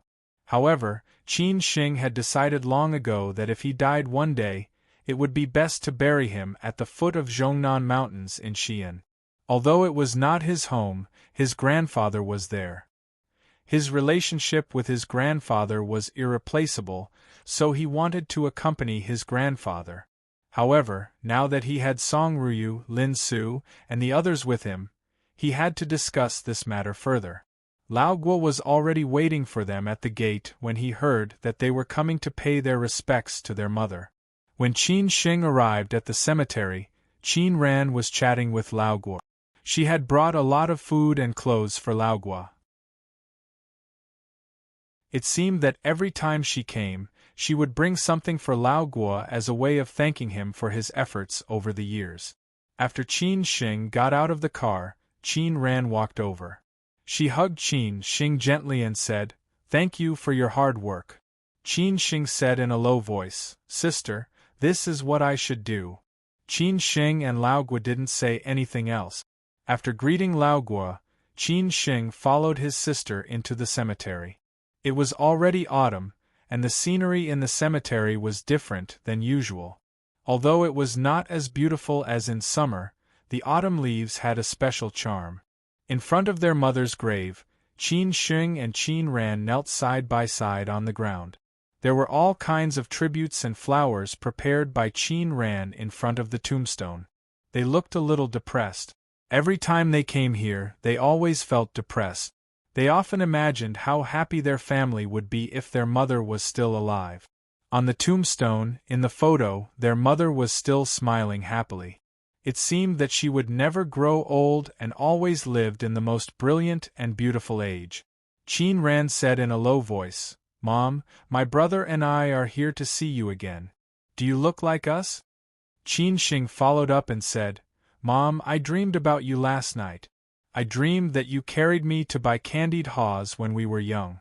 I had one in my hand and you had another in your hand. You said you were afraid that I wouldn't have enough.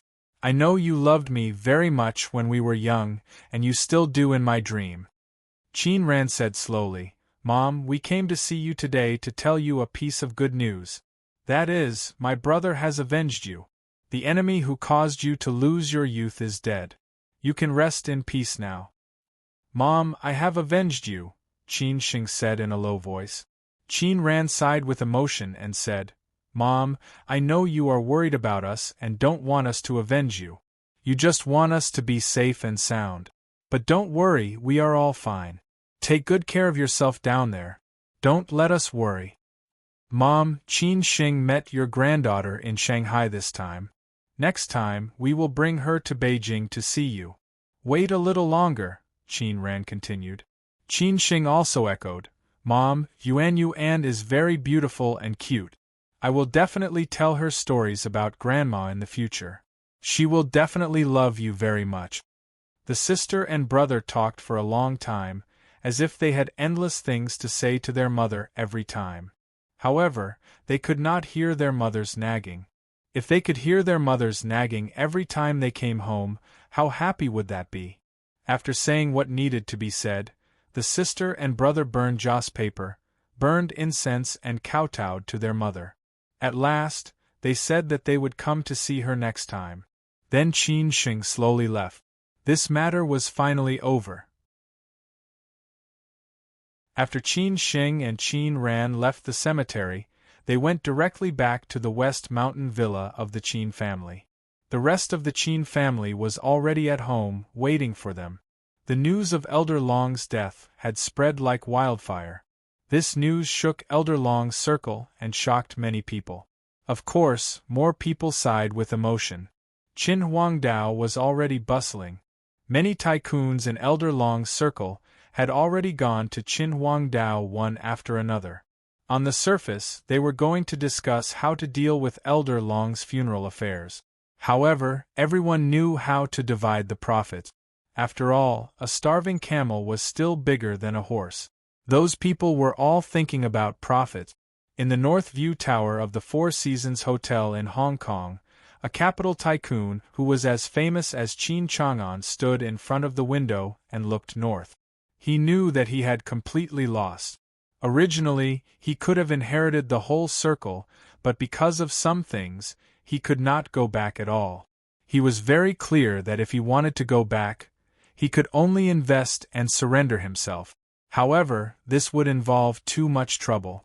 Maybe he would be in a different place before he left Hong Kong. He began to hesitate, not knowing what to do in the end. In the West Mountain villa of the Qin family, Qin Changxing and Gongsun were sitting in the yard, drinking tea and talking cheerfully. This time, both of them had relaxed smiles on their faces, because a big stone in their hearts had been lifted. Qin Changxing let out a long sigh and said, "Xing did a good job this time." Yang Yaozu and Feng Xiangru also cooperated well. This matter is over quietly like this. Gongsun also sighed with emotion and said, "It's somewhat unreal that he died like this." Qin Changxing said casually, "Everyone will die, including us. It's just how we die and when we die." Gongsun smiled knowingly and said, "Then there should be a result about Master Qin. The discussion is almost finished. Now that Elder Long is dead, a lot of pressure will be saved." Qin Changxing said thoughtfully, "That's not certain yet. Now it still depends on Lao Si's attitude. As long as we can talk with him, we can have the final result." Gongsun nodded and said, "This matter still needs Qin Xing to handle. It's not suitable for any of us to do it. Lao Si is not like Elder Long. He will not admit defeat so easily." Qin Changxing squinted and said, "Since Elder Long is dead, he should recognize the reality." However, this was just his guess.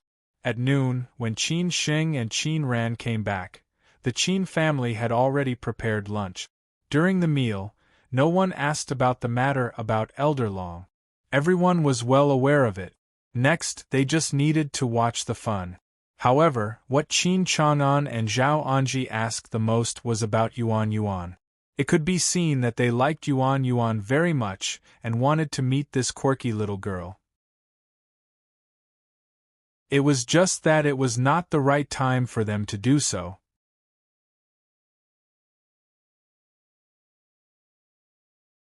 Chapter 1199. The wedding date. The Qin family had always been sparsely populated. Up to the generation of Qin Xing, Qin Ran and Qin Jing, there were only 2 girls and 1 boy. It was also because of the accident more than 20 years ago. Otherwise, the Qin family might have more sons and daughters. Qin Jing was still young, and it would take 2 or 3 years for her to get married and have children. Qin Ran had always been proud and arrogant. So far, she had no intention of getting married. There were countless handsome young men pursuing her. Unfortunately, she did not like any of them. Not only did Qin Chang'an have a headache about this, even the elders of the Zhu family were quite worried about her, especially the old lady, who often talked about it. Qin Ran used to have Qin Xing as her shield. She said that she would never get married if she couldn't find her brother. Now that Qin Xing had been back for several years, Qin Ran was still unmoved. No one knew what to do. As for Qin Xing, he had been away from home for more than 20 years. It was only a matter of time before everything went according to plan. However, he was caught in another storm of the Qin family. As a result, many accidents happened one after another. In the end, he could only choose Song Ryu. Unexpectedly, he disappeared for another 3 years. He thought that the next generation of the Qin family would have to wait for a few years.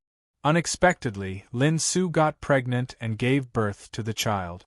The Qin family had a headache at the beginning, but when Yuan Yuan was born, they were happy and had to accept the reality. Now this mischievous child had become the favorite of the Qin family. Everyone was waiting to meet Yuan Yuan. After lunch, Qin Changxing and Gongsun called Qin Xing to the study. Chen Beiwang followed Qin Xing into the study. Chen Beiwang had contributed the most to this matter. After all, he was the one who had been busy with everything. However, he had always been low-key, so it was impossible for him to take credit. Qin Shing, you've done a great job this time. Qin Chongqing nodded his head in appreciation. Qin Shing said with a smile, I just did what I should do. Brother Chen worked hard. Without his hard work, we couldn't have solved the problem of Elder Long so quickly. Beiwang, you worked hard too. Qin Chongqing looked at Chen Beiwang and smiled. Chen Beiwang said calmly, It's my job. Qin Chongqing really liked people like Chen Beiwang. He was a man of few words. Every time he was given a task, he would never say that he would definitely complete it, but he would never refuse it either. Every time, he would do his best to complete it. This kind of character was exactly what the Qin family needed. Qin Chongqing looked at Chen Beiwang and nodded. He valued Chen Beiwang even more. Qin Shing, now that Elder Long is dead, our Qin family can be considered to have taken revenge. The external pressure has been reduced a lot. However, the next important thing is your father's business. Although Old Long is already dead, there is still one more thing that needs you to do, which is ultimately related to your father's judgment, Qin Chongqing said earnestly. Qin Shing had already guessed it. He said in a low voice, Are we going to find the fourth master? Yes, this is the most important thing. After all, the fourth master is still the fourth master. A skinny camel is bigger than a horse. If he is stubborn, your father's problem will not be so easy. So you have to go to him. As for the extent of the negotiation, it depends on your ability. After all, it is not suitable for us to go to him for this matter. It will only backfire, Qin Chongqing said meaningfully. He knew the fourth master well. After all, they were allies who had fought together in the past. In fact, this matter had been agreed long ago. Before Qin Chang'an's matter was settled, the Qin family had to solve two things. One was the matter of Elder Long, and the other was the matter of the fourth master. However, at that time, they had not decided to let Qin Shing do the second one. Now that the first one had been successfully completed, it was time for the second one. Qin Shing thought for a while and said, Then I'll go. Qin Chongqing waved his hand and said, Okay, go do your thing. Your Uncle Gong's son and I will keep an eye on Elder Long. There will be no big problem. This was exactly what Qin Shing wanted, which saved him a lot of trouble. He left with Chen Beiwang with a smile. In the evening, Qin Shing asked Song Ryu out for dinner. He had planned to pick her up from work in person, but she said it was too far away and asked him to book a place and drive there. Song Ryu had a relatively light diet, so Qin Shing chose a Hong Kong-style tea house. Although it was not expensive, the taste was not bad. Song Ryu arrived not long after he arrived. Why are you back so soon? Song Ryu was a little surprised by Qin Shing's sudden return. After all, she had been busy with work recently and had no time to pay attention to other things. Moreover, she knew that Qin Shing would not only go to Shanghai for work, but also to see his confidant and daughter.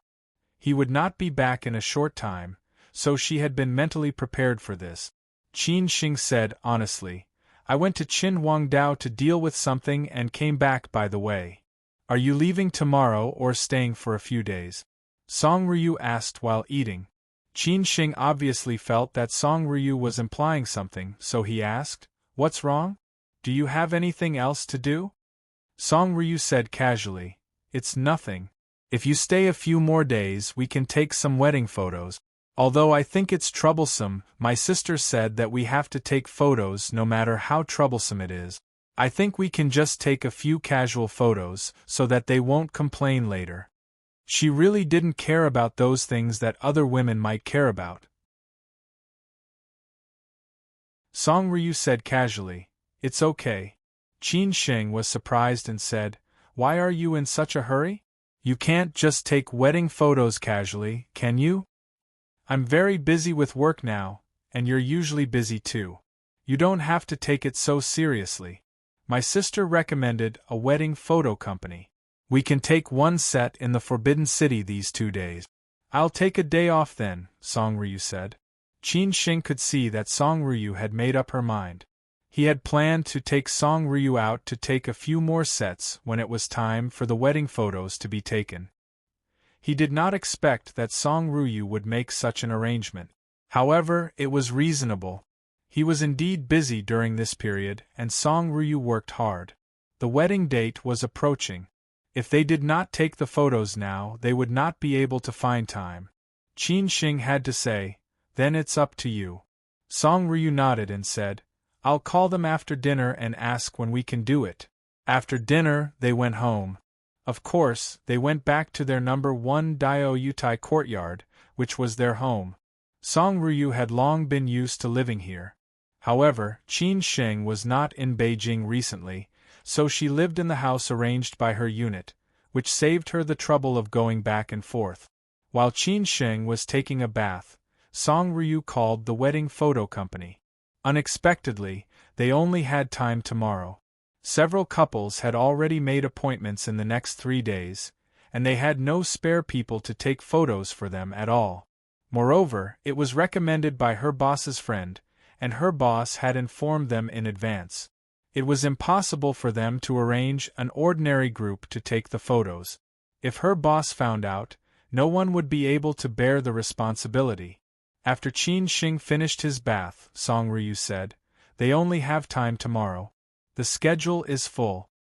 Qin Shing did not expect that she would be so anxious. Song Ryu asked, "Are you free tomorrow? If you are, I'll wait until you come back next time." Qin Shing did not want to disappoint Song Ryu. Moreover, he really had nothing to do tomorrow, so he said, "Let's do it tomorrow. I'm free too." Song Ryu nodded slightly and then called back. At the same time, she had to ask for leave from her unit. Although she was also a leader now, this was after all a private matter. Therefore, on the next day, Qin Shing and Song Ryu got up early in the morning and went to the Forbidden City to take wedding photos. The team there had already been waiting for them for a long time. Hearing that Qin Shing and Song Ryu were going to take wedding photos, Qin Ran, Qin Jing, and Song Ryu's cousins all came to join in the fun, saying that they must watch them take beautiful wedding photos, as if they cared more about this matter than Qin Shing and Song Ryu. Because it was the weekend, there were not many people in the Forbidden City today. Qin Shing and Song Ryu were not the only ones taking wedding photos in the Forbidden City. After all, the Forbidden City did not prohibit people from taking wedding photos as long as they did not disturb the tourists. But even so, Qin Shing and Song Ryu still attracted a lot of tourists.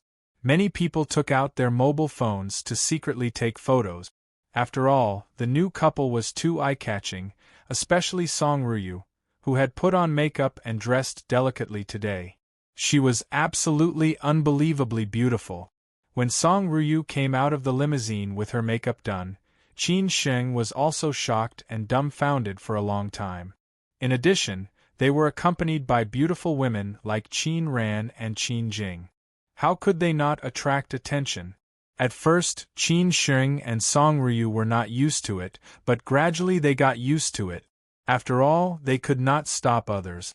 They did not know whether it was because of the high level of the photographer, or because Qin Sheng and Song Ryu were more cooperative and photogenic, but every photo they took was incredible. It should have taken more than half a day to finish, but they actually finished it in half a day. Therefore, they left the Forbidden City before 4 o'clock. Qin Sheng and Song Ryu finally finished their task. Today, they were like tools for the whole day. They just did what everyone said. In the evening, Qin Sheng invited Song Ryu's 2 cousins and her sister to dinner. During dinner, they were still talking about the interesting things that happened during the day. They were all looking forward to Qin Sheng and Song Ryu's wedding. Qin Sheng could also see that Song Ryu seemed to be looking forward to it too. He owed Song Ryu a lot, so he should give her a perfect wedding and make her the most beautiful bride in the world. After dinner, they went home. After a tiring day, they took a shower and went to bed immediately. Originally, Qin Sheng planned to stay with Song Ryu for 2 more days. But he did not expect that Song Ryu would have too much work to do. After all, she had just been in the new company for a short time, and there were too many things that he needed to understand. Therefore, the next morning, Qin Xing sent Song Ryu to the company and directly went to the airport to return to Shanghai. On the plane, Qin Xing's mind was full of Yuan's figure. They had only been apart for 2 days, but he missed his baby daughter very much. It could be seen that the famous Master Qin would also be a daughter slave in the future.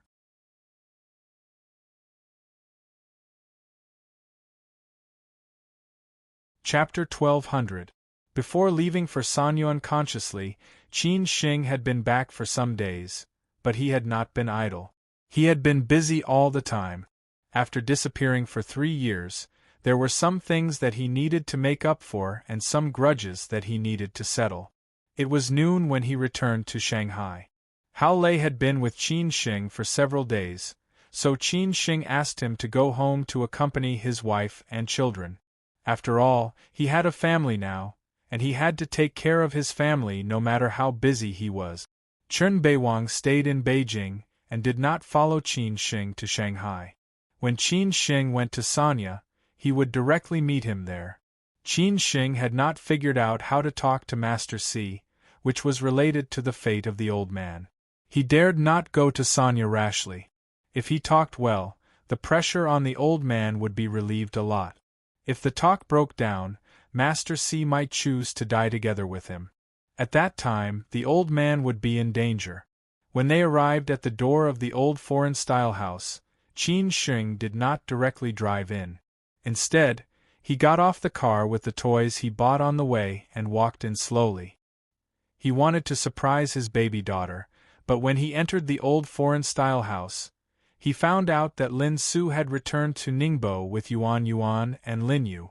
Therefore, Qin Xing was surprised. This made Qin Xing somewhat disappointed. He thought that he could see his baby daughter as soon as he came back, but she was not here. This was a difficult lovesickness. After taking a shower and changing his clothes, Qin Xing called Lin Su. Since his daughter was not in Shanghai, he could only use the video call to ease his longing. Lin Su was in the old house of the Lin family, walking in the garden with her daughter who had just eaten. The 2 kittens followed them. Seeing that Qin Xing called her, she smiled and picked up the call. When she saw Qin Xing at home, Lin Su was surprised. "Why are you back so soon?" Qin Xing smiled and explained, "I finished my work there, so I came back early to accompany you. I didn't expect that you would go back to Ningbo without telling me. I wanted to give you a surprise." Before Lin Su explained, Yuan, who was walking the kittens, directly shouted, "Mom, is it Dad? Is it Dad?" Lin Su could only hand the phone to the little girl and said, Yes, it's your dad." Before Yuan could hold the phone, she called out obediently, "Daddy, Daddy." The next second, Qin Xing saw his baby daughter, who was wearing a ponytail today. He immediately smiled happily and said, "Baby, did you miss me?" "Yes, I miss you very much, Daddy," Yuan said sweetly. Qin Xing continued to ask, "Have you been obedient? Have you listened to your mother?" "Daddy, Yuan is very obedient, Yuan replied in her cute voice. Qin Xing's heart was melted by this little girl's warmth. He just wanted to see his precious daughter as soon as possible, so he said, "Ask me when I'll be back. I'm already waiting for you at home. I even bought you a gift." Hearing that her father had come back and bought her a gift, Yuan was so happy that she danced with joy. She quickly turned around and asked, "Mom, when are we going back?" Lin Su did not know whether to laugh or cry.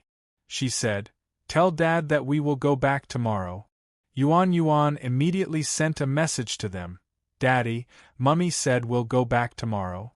Qin Xing smiled, nodded and said, "Okay, I will wait for you to come back. I will go to work now. You have to listen to me, okay?" Yuan waved her hand and said, "Okay, goodbye, Daddy." After hanging up the video call, Qin Xing had nothing to do at the moment. He thought that this pair of mother and daughter would come back from Ningbo tomorrow, so he could spend time with Qing today. After all, he could not neglect this silly girl who was always quiet. In the afternoon, Qin Sheng called Jiang Xianbang and knew that Qing had gone to school today. So he drove directly to the music academy to find Qing. This was the first time that Qin Sheng returned to the university campus since he came back. He walked alone in this artistic campus and looked at the youthful teenagers around him. They were enjoying the beautiful and carefree university life, which made Qin Sheng somewhat envious. Unconsciously, he had graduated for many years, but the memory of his university life was still fresh, especially the memory of the girl who had accompanied him for 6 years. Qin Sheng inexplicably missed her. Not far away, a pair of lovers were kissing sweetly as if there was no one else around them. They did not care about other people passing by at all. Looking at the deep love in their eyes, Qin Sheng also smiled from the bottom of his heart. The girl, who looked pure and elegant, asked softly, "What are we eating tonight?" The handsome and sunny boy touched her hair and said, "In the evening, let's go to the movies first, and then you can eat whatever you want. How about that?" The girl said coquettishly, "Then I want to eat hot pot, okay?" The boy nodded happily and said, Okay, let's eat hot pot." The love in university seemed to be the most enviable, but also the simplest, without so many complicated things. However, how many love in university would eventually go to the end?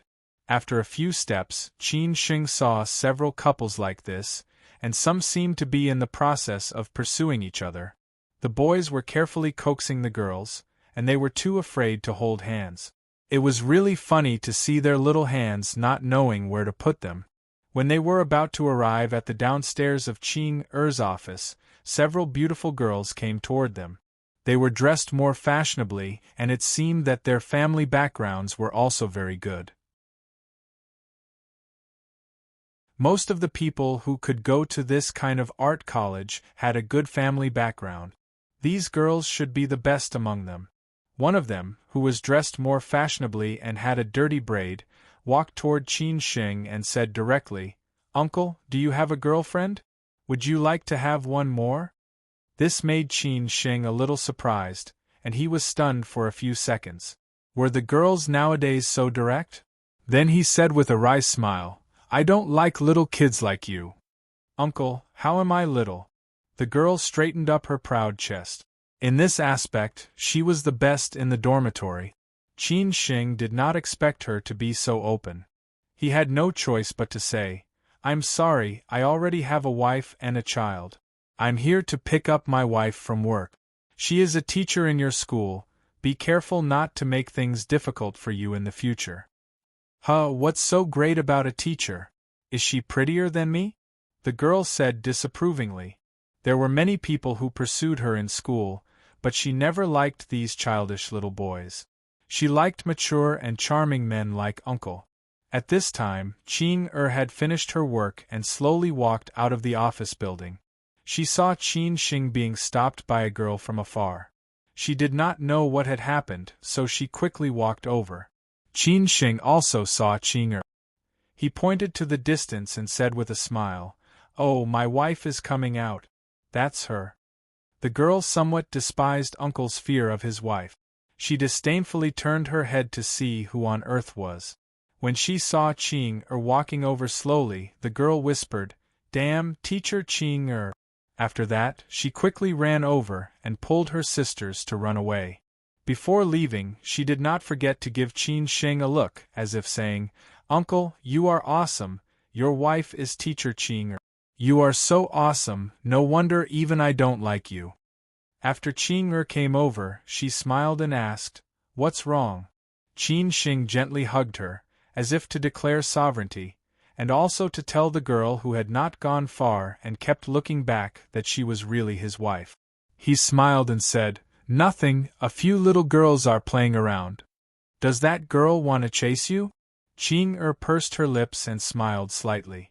Qin Sheng was surprised and said, "How did you guess? Don't you know that you have a natural attraction to this kind of little girl?" Qin said coquettishly. Qin Sheng said happily, "Jealous?" Qing muttered, I'm not. Qin Sheng laughed out loud. It was quite interesting to see Qing Er's jealous look. He said happily, let's go, let's enjoy the feeling of college love today. What feeling? Qing Er asked. Qin Sheng said truthfully, eating, shopping, watching movies, and enjoying the world with just the two of us. There seemed to be no surprise, but Qing Er was still very happy, because it was enough that Qin Sheng was willing to accompany her, and she only needed Qin Sheng to accompany her.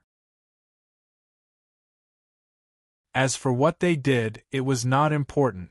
When they returned home in the evening, it was already 10 o'clock. Qin Sheng naturally stayed in Jiang Xianbang's old foreign-style house tonight. After all, he would go out in 2 days. The time to accompany Qing Er was always too short, and he was afraid that this silly girl who said nothing would be sad. At noon the next day, Qin Sheng returned home early, waiting for Lin Su and Yuan to come back. Before 12 o'clock, Lin Su came back with Yuan. As soon as the car stopped, Yuan got off and ran directly to her father, who was waiting for her. Lin Su was so scared that she asked her to slow down, for fear that she would fall. Qin Sheng picked up his baby daughter, swung her in the air a few times, and then hugged her tightly. Did you miss Daddy? Yuan directly kissed her father's cheek, telling him with practical actions that she missed him. Qin Sheng said happily, Today, Daddy will take you to have a good day. What do you think? Hearing that her father would take her to have fun, Yuan shouted happily, Okay. Therefore, Lin Su and Yuan did not rest for long at home, and Qin Sheng took them directly to Disneyland. He knew that children liked to go to these amusement parks the most. In the next 2 days, Qin Sheng accompanied his wife and child to play in Shanghai, making up for the lack of fatherly love. The relationship between Yuan and Qin Sheng was also getting closer and closer, which made Lin Su feel very gratified. At the same time, Qin Sheng was also thinking about Master Fu. Finally, he figured out how to face him.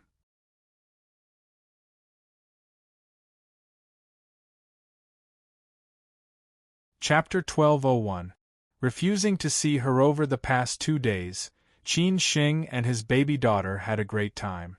They went to Disneyland, Ocean World, Safari Park and so on, as if they did not know fatigue at all. What Lin Su could not stand was that Qin Sheng never let the little girl walk. He almost carried her from morning to night, which showed how much he spoiled her. No wonder it was said that daughters were all their father's lovers in their previous lives. Lin Su was a little jealous because Qin Sheng paid all his attention to Yuan and naturally ignored her. However, Qin Sheng would not spoil Yuan. If she did something wrong or said something wrong, Qin Sheng would educate her patiently. Of course, he did not have the heart to scold her. Fortunately, this little girl was more obedient and sensible and never made her father angry. The weather was good this morning, so Qin Sheng borrowed a yacht and took his baby daughter for a stroll on the Huangpu River. The changes on both sides of the Huangpu River were getting bigger and bigger, which also made Qin Sheng feel the vigorous power of Shanghai. The southern cities were indeed more advanced than the northern cities in all aspects. If he had to choose where to live, Qin Sheng would rather choose Shanghai than Beijing, but he had no choice. At noon, Xia Ding brought his wife and child, Hao Lei brought his wife and child, as well as Yu Jiao and Xue Qinyan to the Qin family's old foreign-style house for a gathering. This could be considered as a family gathering. The children were playing on the lawn, and several servants around kept an eye on them, for fear of any accidents. The adults were busy eating on the lawn, while Qin Sheng and Hao Lei were barbecuing meat. After all, they came from Xi'an, so the barbecue was good. The women were busy cooking other dishes, of course, with the help of professional chefs. Now that it was already autumn, the weather was not very hot. This huge courtyard was filled with laughter and cheerful voices. It was as if the unrestrained feeling of eating meat and drinking wine when he was young had now been replaced by his wife and children.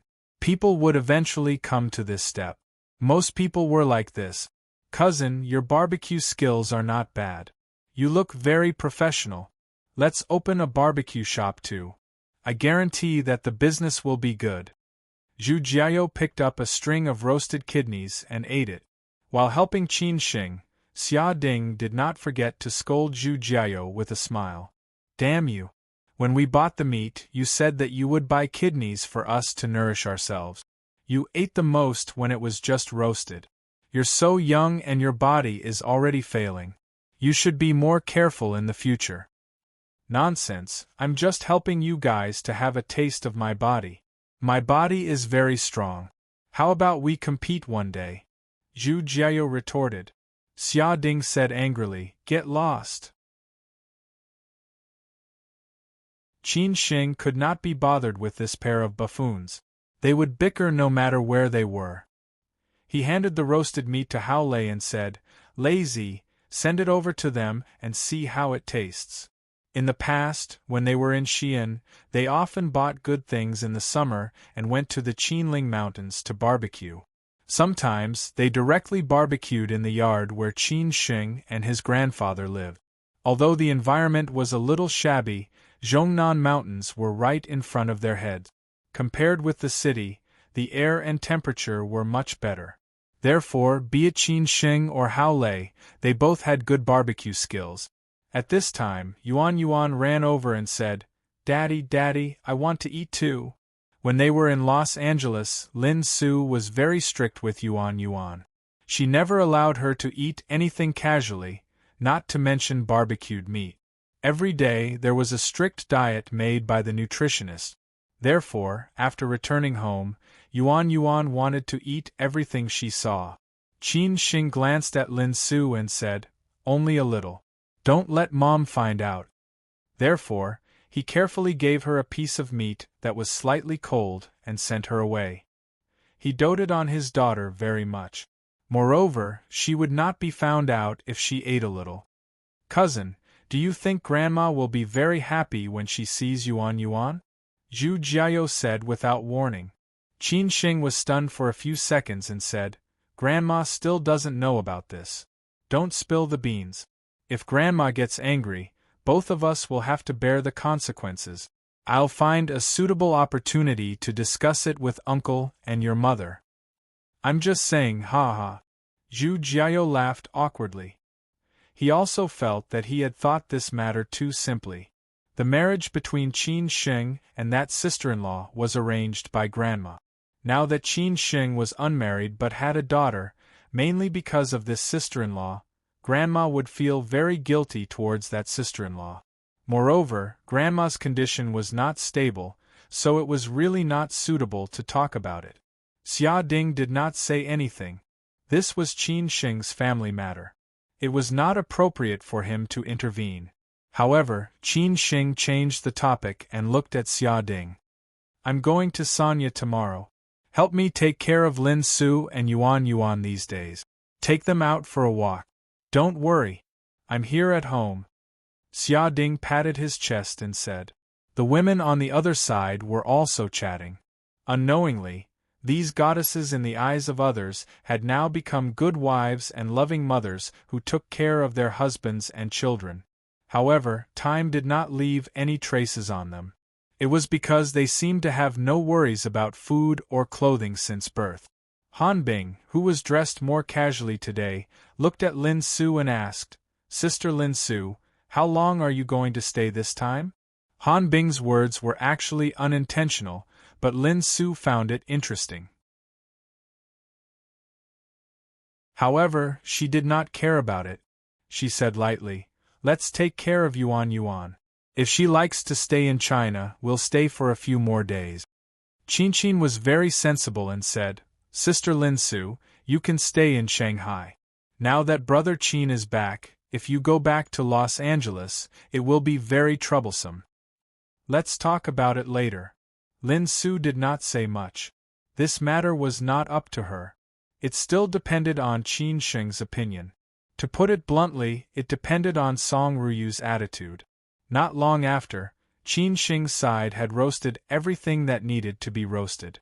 The other dishes were also ready. They sat together and laughed, no longer talking about other unromantic topics. Perhaps it was because the matter of dealing with Elder Long in Qinhuangdao was relatively smooth. Qin Shing felt that he would not stay too long in Sanya this time. He thought that fourth master was also a sensible person and would not be so stubborn. After all, the current situation was more advantageous to the Qin family. If fourth master insisted on fighting to the end, it would not do him any good. Therefore, when Qin Shing told Lin Su and Yuan Yuan that he would come back in 3 days, Yuan Yuan was still a little reluctant to leave, but she knew that her father had a lot of things to do. She could not stick to her father, so Lin Su did not say much. She just told Qin Shing to take care of himself. With the advancement of technology and the development of transportation, Qin Shing arrived in Sanya at noon the next day.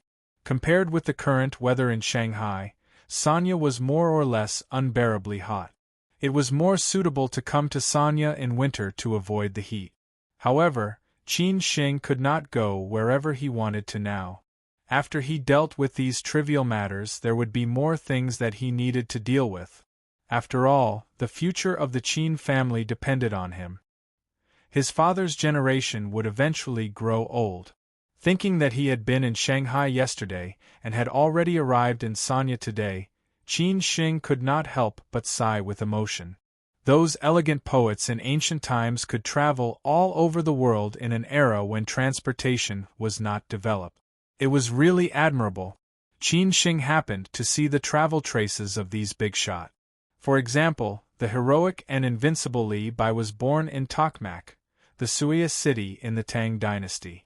Although it was thousands of miles away from Chang'an, it could be seen from the map that he had almost visited all the scenic spots in the Tang dynasty. Nothing could really stop his wandering heart. Another example was Su Shi. He had traveled from the northernmost Beijing to the southernmost Hainan Lingshui, from the westernmost Chengdu to the easternmost Shanghai.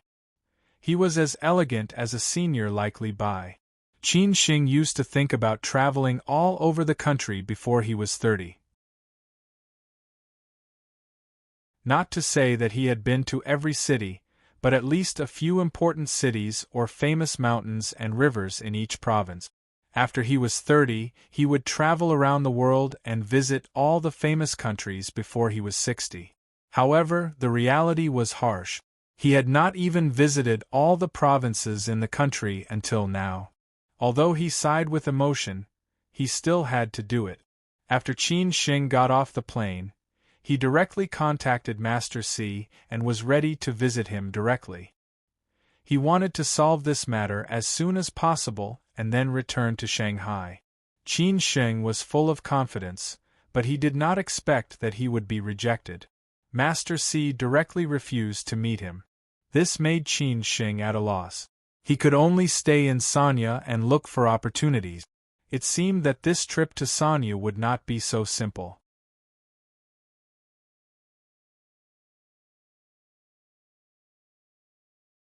Chapter 1202. Ever since the country had set up Hainan as an island-wide free port, Hainan had become a hot investment area. A large amount of hot money poured into Hainan. As the leading city in Hainan, Sanya, which was already prosperous and lively, had a bright future. Naturally, the companies under the Qin family would not miss such an opportunity. Moreover, the cultural tourism industry was one of the Qin family's main focuses. Now, there were as many as 3 newly built 5-star hotels, plus one that was already in operation. In the future, the Qin family would have 3 5-star hotels in Sanya.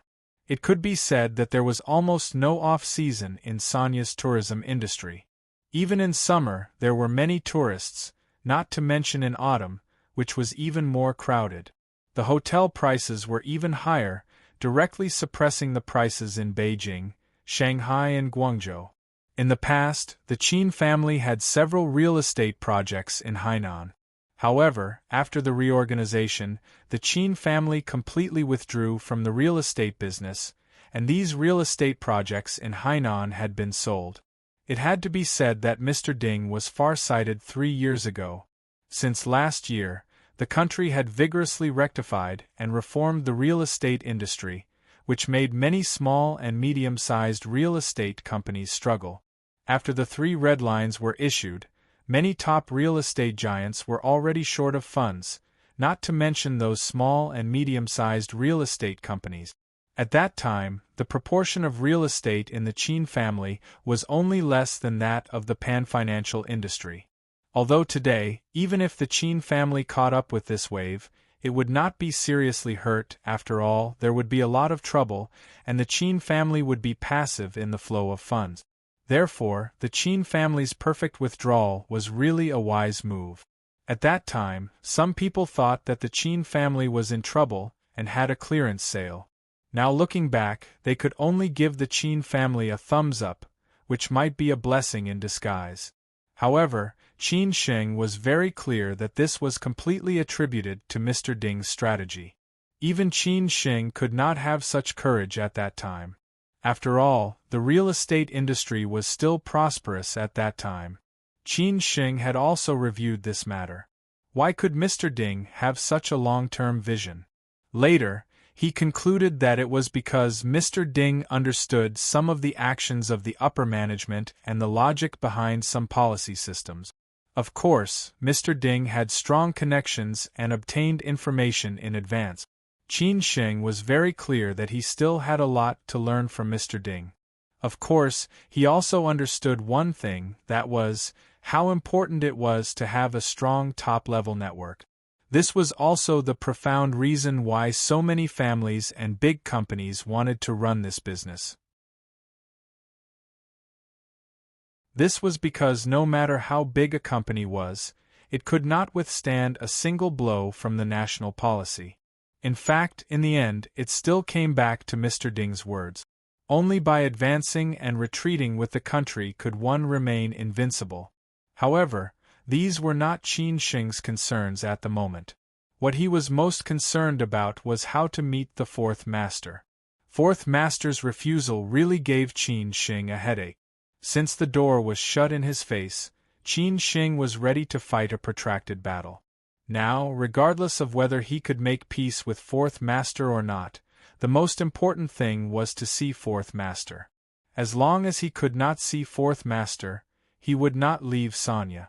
The Qin family owned many properties in Sanya, including several luxurious villas. There were 2 villas near the sea and 2 villas halfway up the mountain.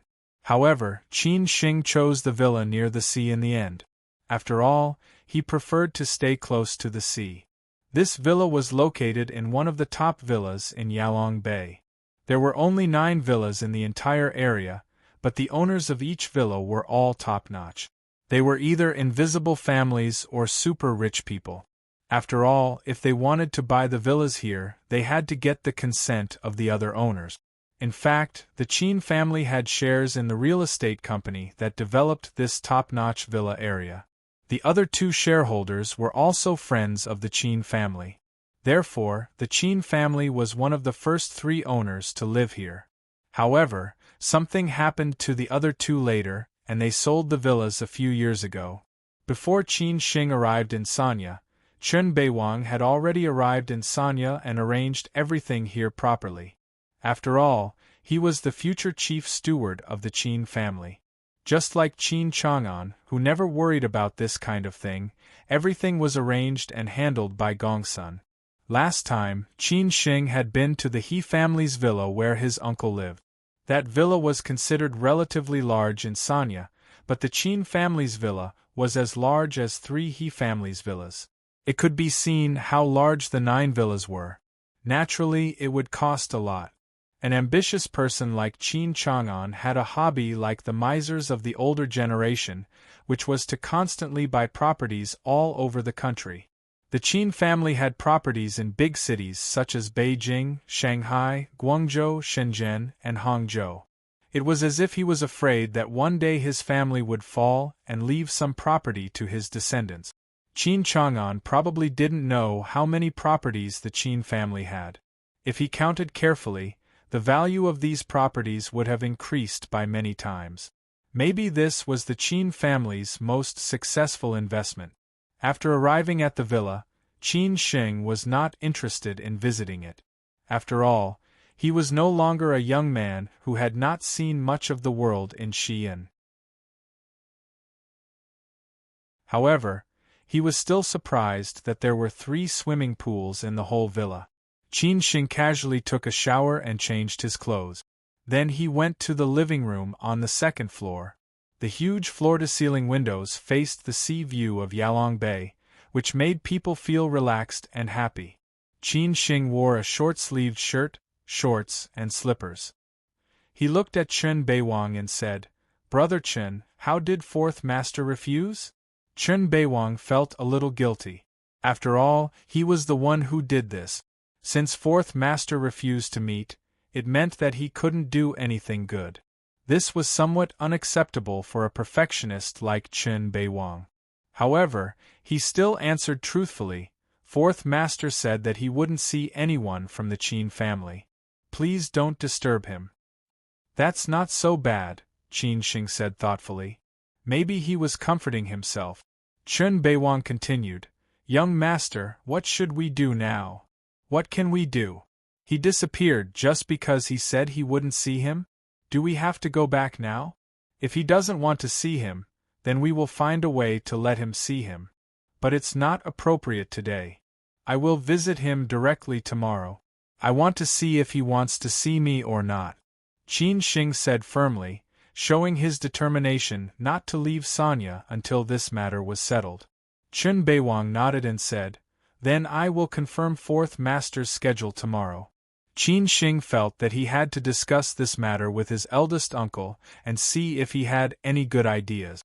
So he directly called his eldest uncle to report this matter. After Qin Chongqing received the call, he smiled and said, "I have long expected that he refused to see you. No matter who it is, they will choose to refuse to see you. After all, when talking about business, people will lower the price. So don't worry." Qin Sheng chuckled and said, "Uncle, do you mean that he did this on purpose just to increase the bargaining chips for the meeting? Our Qin family has long fallen out with him. Although we are not enemies, we are definitely not friends who greet each other with a smile. Moreover, he is also your elder. Naturally, he will put on airs. You can look for him a few more times.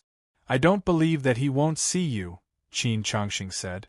After hearing this, Qin Sheng felt the same way. After all, it was just the beginning. How could it be so smooth? Qin Sheng did not do anything that day. He just took a walk by the beach and spent the rest of the time reading in the living room. It was said that one needed to be calm when something big happened. Qin Sheng also had to be calm. The next morning, Qin Sheng drove directly to 4th Master's residence in Haitang Bay with Chen Beiwang. Compared with others who were high-profile, 4th Master was relatively low-key. The villa he lived in was also an ordinary community. There was not much difference.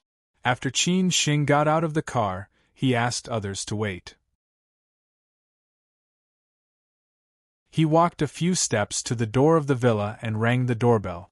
It did not take long for someone to open the door. The person who opened the door was a handsome man, but Qin Sheng had never seen him before. He asked politely, "Who are you looking for?" "I'm here to visit 4th Master. Please tell him that Qin Sheng, a junior of the Qin family, is here to visit 4th Master," Qin Sheng said in a low voice. The handsome man frowned and said, "Qin family?" 4th Master said that he won't see anyone from the Qin family. "Is this 4th Master's idea or yours?" Qin Sheng asked with a smile. The handsome man replied truthfully, "This is naturally 4th Master's idea. How can I be qualified to represent 4th Master?" "Then please tell 4th Master again. Maybe he will see me," Qin Sheng said politely. The handsome man did not refuse. He just nodded and asked Qin Sheng to wait. He would go in and ask. After a while, he came out and said to Qin Sheng, 4th Master said that he won't see me." Qin Sheng had already expected this situation. He frowned and said, "Then please tell 4th Master that he won't see me today. As a junior, I will wait here for him to see me." The handsome man let out a long sigh and closed the door without saying anything. Qin Shing thought that he would go in and tell Fourth Master. Maybe Fourth Master would see him. However, this time he did not come out again. He knew that Fourth Master still wouldn't see him. Qin Shing was not scared. If he said he would wait, he would definitely wait. He would wait until his death. As a result, Qin Shing continued to waste time here. Although autumn had just arrived, the weather in Sanya was still unusually hot. It was almost noon. No one could endure such weather, let alone Qin Shing, who had waited for more than an hour. Chen Beiwang did not know how many times he had tried to persuade Qin Shing. He brought water to Qin Shing again and said, "Young master, he is determined not to see you. Why don't you come again tomorrow? Wait a little longer." "I don't believe that he won't see me," Qin Shing said ruthlessly. Chen Beiwang did not continue to persuade him. He could only let Qin Shing wait. Another hour passed. Qin Shing had waited for almost 3 hours. Finally, someone opened the door and came out. It was still the handsome man. The handsome man saw that Qin Shing was still waiting. He shook his head and smiled bitterly. "Fourth Master said you'd better go back. Even if you wait for 3 days and 3 nights, he won't see you. But you are his junior. He can't bear to let you wait like this. If you continue to wait, he will have to leave Sanya." Hearing this, Qin Shing knew that he would return in vain today. If he continued to wait, it would be counterproductive. He had no choice but to say, "Sorry to trouble you." Then the handsome man turned around and went back. Qin Shing could only get in the car and leave. If he did not go back, he would have a heat stroke.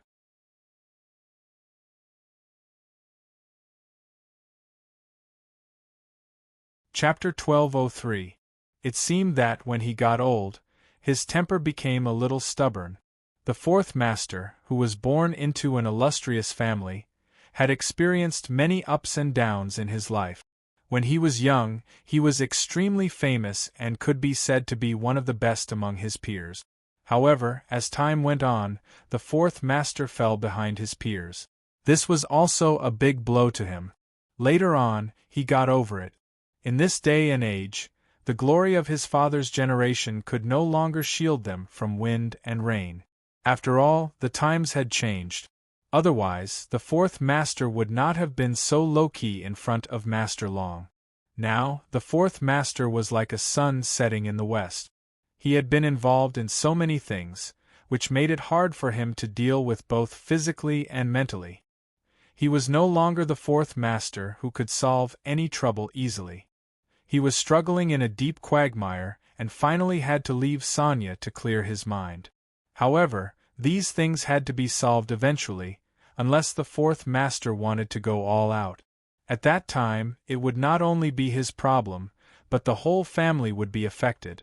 Qin Shing did not expect the Fourth Master to be so unreasonable. He had waited in this hot weather for 3 hours, but the Fourth Master was still unwilling to see him. Was he determined to fight with the Qin family to the death, or was he just testing the Qin family's sincerity? Qin Shing did not know, but he would definitely not give up like this.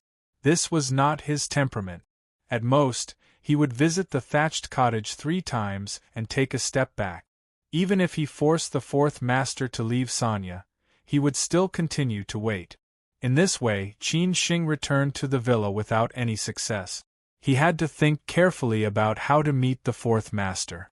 Did he have to ask his family friends for help? When he returned to the villa, Qin Shing, who was a little dehydrated, ate half a watermelon to cool down. The others were almost the same. They had suffered a lot with Qin Shing today. "It seems that we can only come to Sanya in winter. We are just looking for trouble in Sanya," Qin Shing said with some emotion.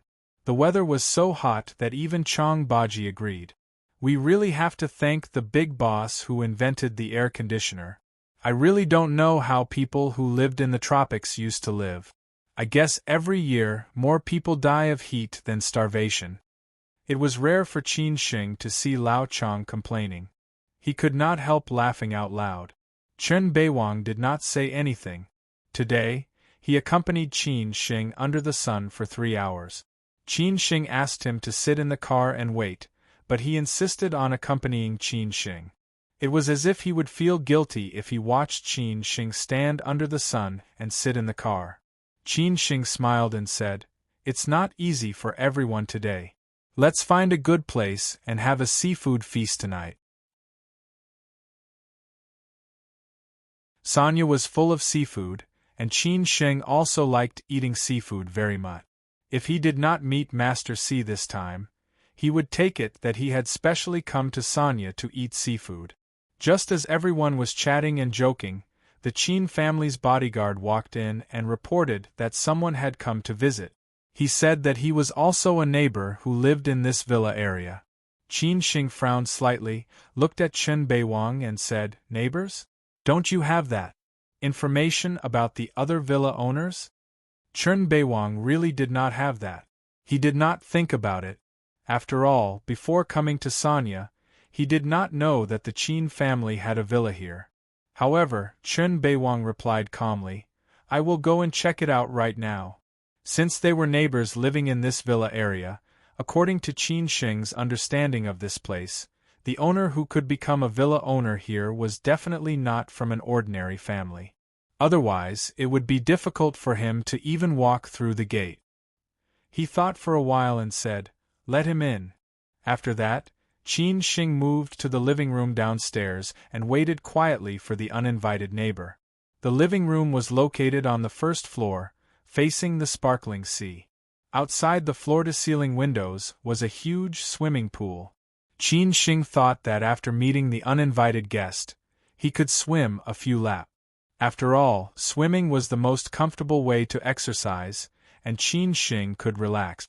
A few minutes later, the neighbor, who was wearing a short-sleeved shirt, flowery shorts, and slippers, walked into the living room openly. Before he walked in, he laughed and greeted Qin Shing. "Oh, it's you, Brother Qin. I was wondering that your villa has been vacant for a long time. Why are you suddenly here today?" Qin Shing was not used to this friendly greeting.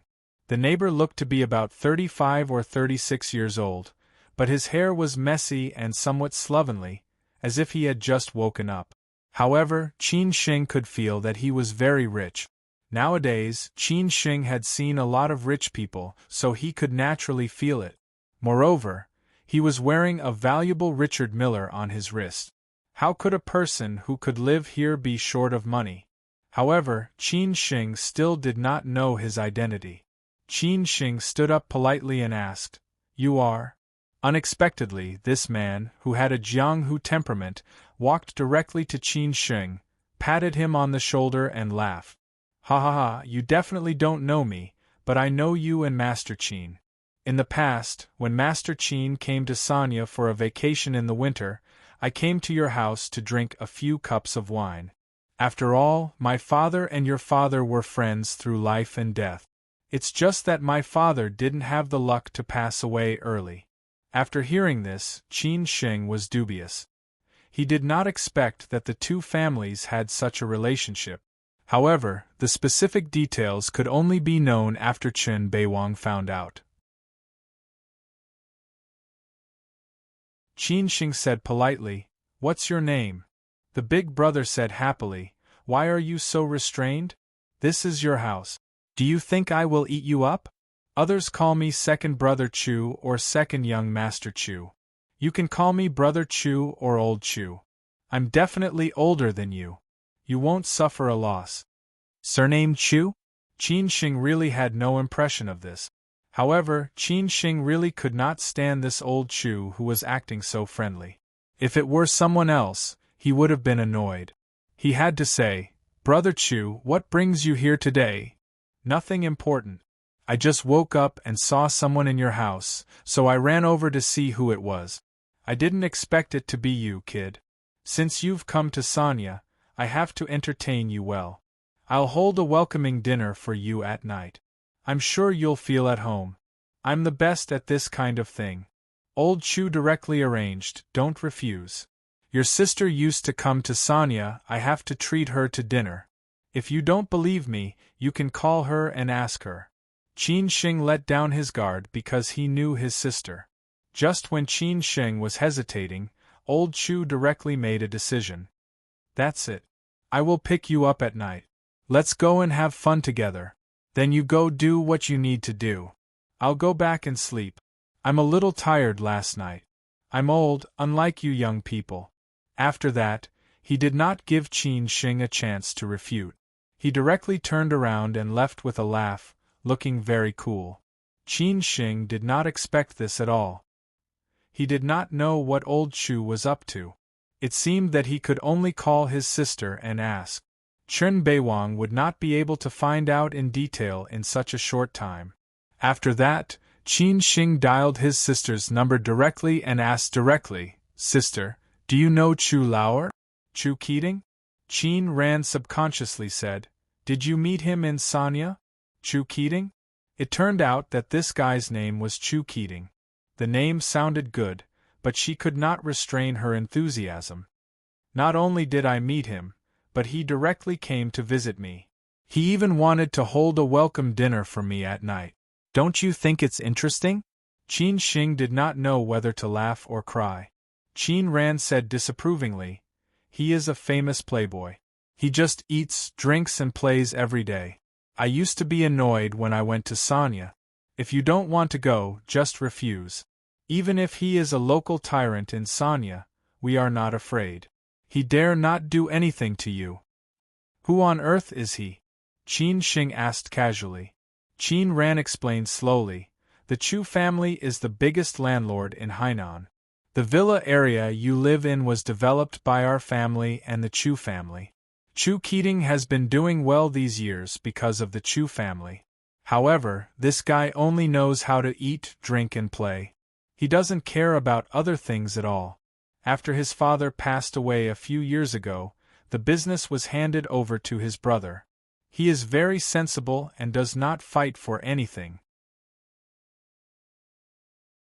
He is a shareholder quietly. His brother is more successful than him and has a lot of projects with many big families in Hainan.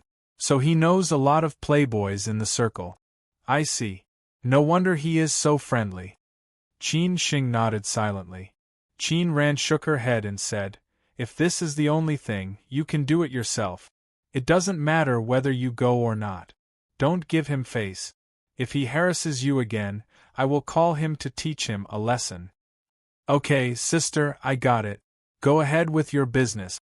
Qin Shing smiled and then hung up. After hanging up, Qin Shing did not care about Chu Keating anymore. He directly took off his clothes and went swimming. Half an hour later, Qin Shing finished swimming and came back. Chen Beiwang had investigated Chu Keating clearly. Originally, Qin Shing wanted to directly refuse this guy.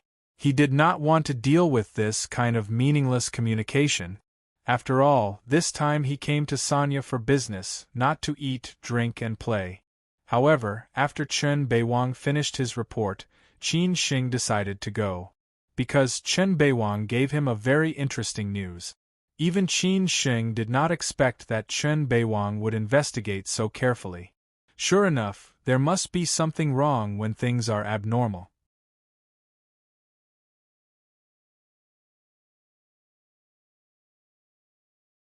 Chapter 1204. Qin Shing instinctively felt that something was wrong with Chu Keating's uninvited visit. These years, he had encountered a lot of similar things. Not to say that there must be something wrong with this abnormal thing, but absolutely no one would come without a reason. They had just arrived in Sanya and Chu Keating came to visit them. Could it be that he had installed surveillance cameras in the Qin family's villa? He didn't believe in such a coincidence, nor did he believe that Chu Keating had always lived in Sanya. Now, after Chen Beiwang's investigation, Qin Shing knew what was going on. After thinking for a while, he didn't have any opinions about Chu Keating. Instead, he felt that Chu Keating's appearance had brought light to this dark cloud. In this case, he could only beat Chu Keating at his own game. Maybe there would be a surprise. "It seems that we don't have to spend money on this seafood feast tonight," Qin Shing said happily after coming to himself. Of course, Chen Beiwang knew what Qin Shing meant. This Chu Keating was quite interesting. The name of the second young master of the Chu family was not just for show. Everyone in Sanya knew him, even many people in Beijing were familiar with him. After all, many young masters came to Sanya for vacation every year, and Chu Keating, the local tyrant, received them many times. Of course, this also made the Chu family's network expand very fast. Although Chu Keating didn't contribute to the Chu family's company, he pulled a lot of resources for the Chu family, so his big brother respectfully transferred the dividends to his account every year. This might be the clear division of labor. This top-class villa area had an independent private beach. In the afternoon, Qin Sheng went to the beach for a walk. He even sent a video call to Lin Su, saying that it reminded him of the days in Xiamen, which were the most unforgettable days of his life. Lin Su said with a smile. In the blink of an eye, many years had passed. Qin Sheng didn't say much. He knew that everything could not go back to that time. Like a train on a journey to death, he could only relive that short memory occasionally through the window. Then, Qin Sheng played with his baby daughter for a while and promised her that he would take her and her mother on vacation next time. In the evening, before the sky turned dark, Chu Keating came to visit again. He completely regarded himself as Qin Sheng's good friend. Little did he know that this was the second time they had met. Qin Sheng was really impressed by this big brother's rapport. Maybe he was born to do this. Perhaps Big Brother's motto was that as long as he didn't feel awkward, it was others who felt awkward. Brother, are you hungry? What do you want to eat? Chu Keating sat on the sofa and patted Qin Sheng's shoulder. Qin Sheng resisted the thought that his big brother was a weirdo and said casually, "Since we're in Sanya, of course we're here for seafood." Okay, I'll arrange the best seafood restaurant in Sanya right now. Let's book the whole place and eat whatever we want, Chu Keating said aggressively. Qin Sheng couldn't help but say with contempt, "I heard from my sister that Uncle Chu is a very gentle person. Why are you not like him at all? You're more like a coal boss in Shaanxi and Inner Mongolia?" Hearing that, Chu Keating was not angry at all. On the contrary, he laughed happily and said, "I'm a free and easy person. I don't care about rules and regulations. I treat my friends with the best hospitality. It's the same for everyone." Qin Sheng said disdainfully, "Then I think you are more like the god of wealth. As long as I have money, it's okay. I'm not a miser. Why do I need so much money? I just want to live happily," Chu Keating said carelessly. Qin Sheng would not be deceived by his appearance. How could it be possible for him to mix in with so many rich second generations like a fish in water if he did not have some ability? Even if he had been influenced since he was a child, he would definitely have been infected with a lot of shrewdness and scheming. At this time, Qin Sheng directly arranged, "You're a local tyrant. Just find an authentic seafood stall. I prefer something down to earth." "Ha ha ha, Lao Qin, you're really straightforward. They're right. You're not so particular. I like it," Chu Keating said with appreciation. "I'll arrange it right now. There's nothing in Sanya that I can't do. I'll definitely make you eat comfortably tonight." Qin Sheng didn't want to continue to communicate with this big brother. He didn't know whether this big brother was pretending to be crazy or he was really like this. Chu Keating just made a phone call and it didn't take long for the other side to arrange it. This kind of small thing was not worth mentioning to him. Chu Keating pulled Qin Sheng up and said, "Let's go. It's all arranged. Let's go." After that, everyone set off for a seafood stall not far from here. It could be said that the entire area was filled with seafood stalls. They didn't know that it was a place where customers were cheated, but it was a seafood stall that locals often came to eat. Several cars parked by the roadside. After all, it was not allowed to enter. Several bodyguards of the Qin family were dressed very casually. Even Chang Baji and Chen Beiwang looked like amiable tourists. With a little observation, one could feel that these people were different. The boss had already reserved a seat for them. Sitting on the fence outside, they could not only see the sea in the distance, but also feel the sea breeze. With the gout set meal, it was absolutely comfortable. However, Qin Sheng and the others were people who often exercised. Even if they ate the gout set meal every day, they would not have any problem.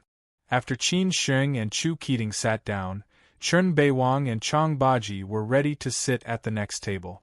Chu Keating smiled and said, "We're all brothers. Don't be so polite. We'll be bored to death while eating." Qin Sheng nodded. Chen Beiwang and Chang Baji sat down. Chu Keating knew that Qin Sheng was a regular customer, so he threw the menu to Qin Sheng.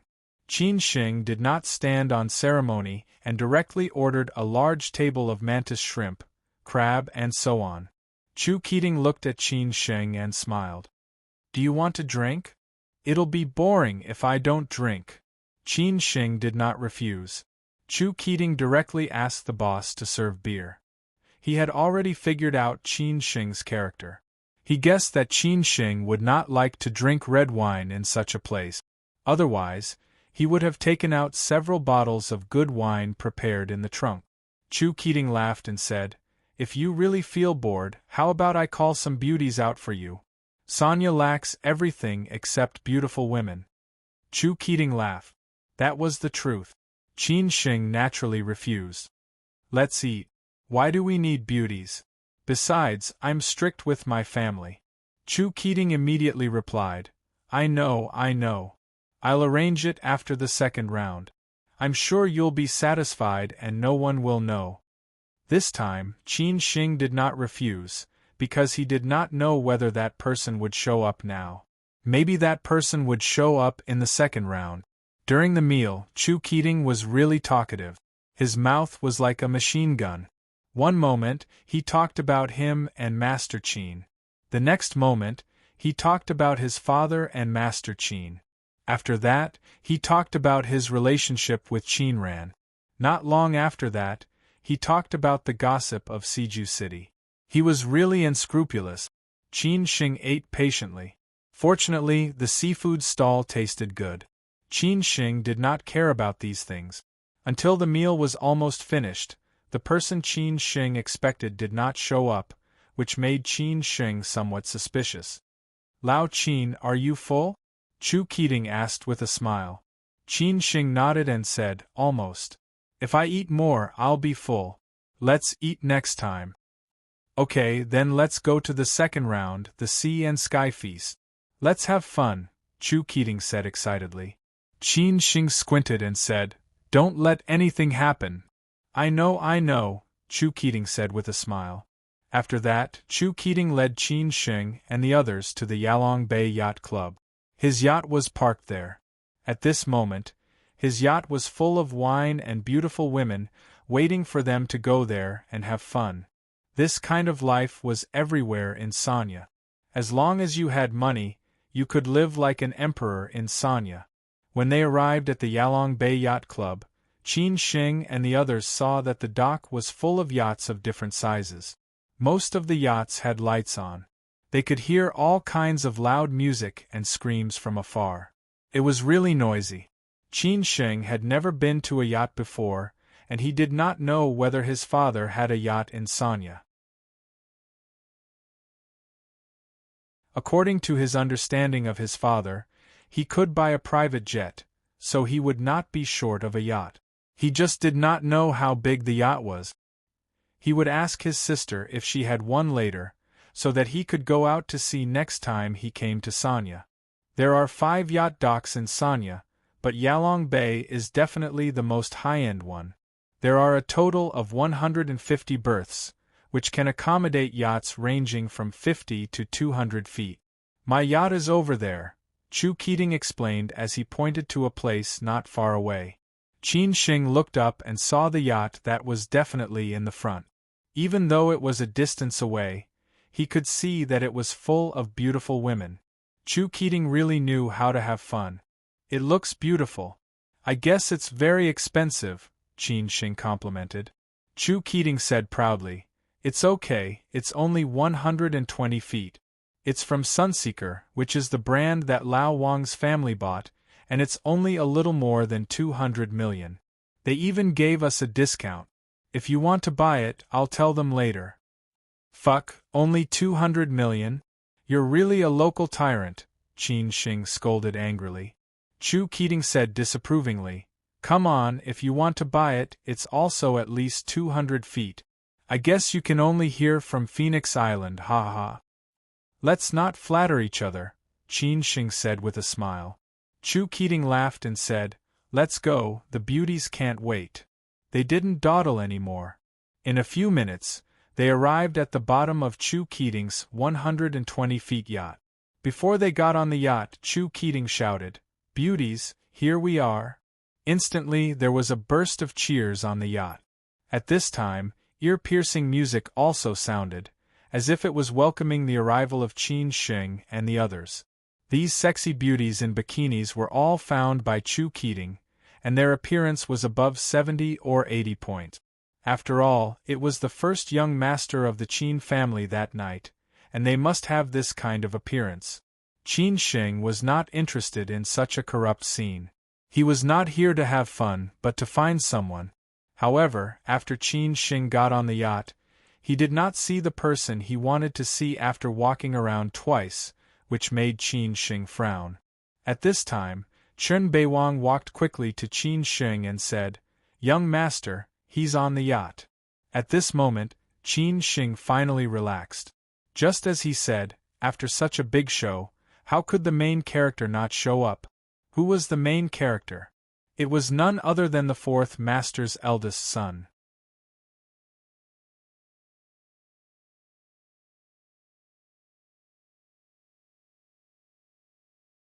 Chapter 1205. That's right, this man was Mr. C's eldest son. Qin Shing had said that he wouldn't go to the temple for no reason. How could Chu Keating be so well informed that he suddenly came to see him and entertain him so warmly? Although the Chu family used to have a lot of contact with the Qin family, after Chu Keating's father passed away, the two families didn't have much contact. Besides, the Qin family had been in deep trouble these years and hadn't gotten out of it yet. Why would Chu Keating suddenly come to see him? Therefore, there must be a reason. It was just that Qin Shing had not figured it out yet.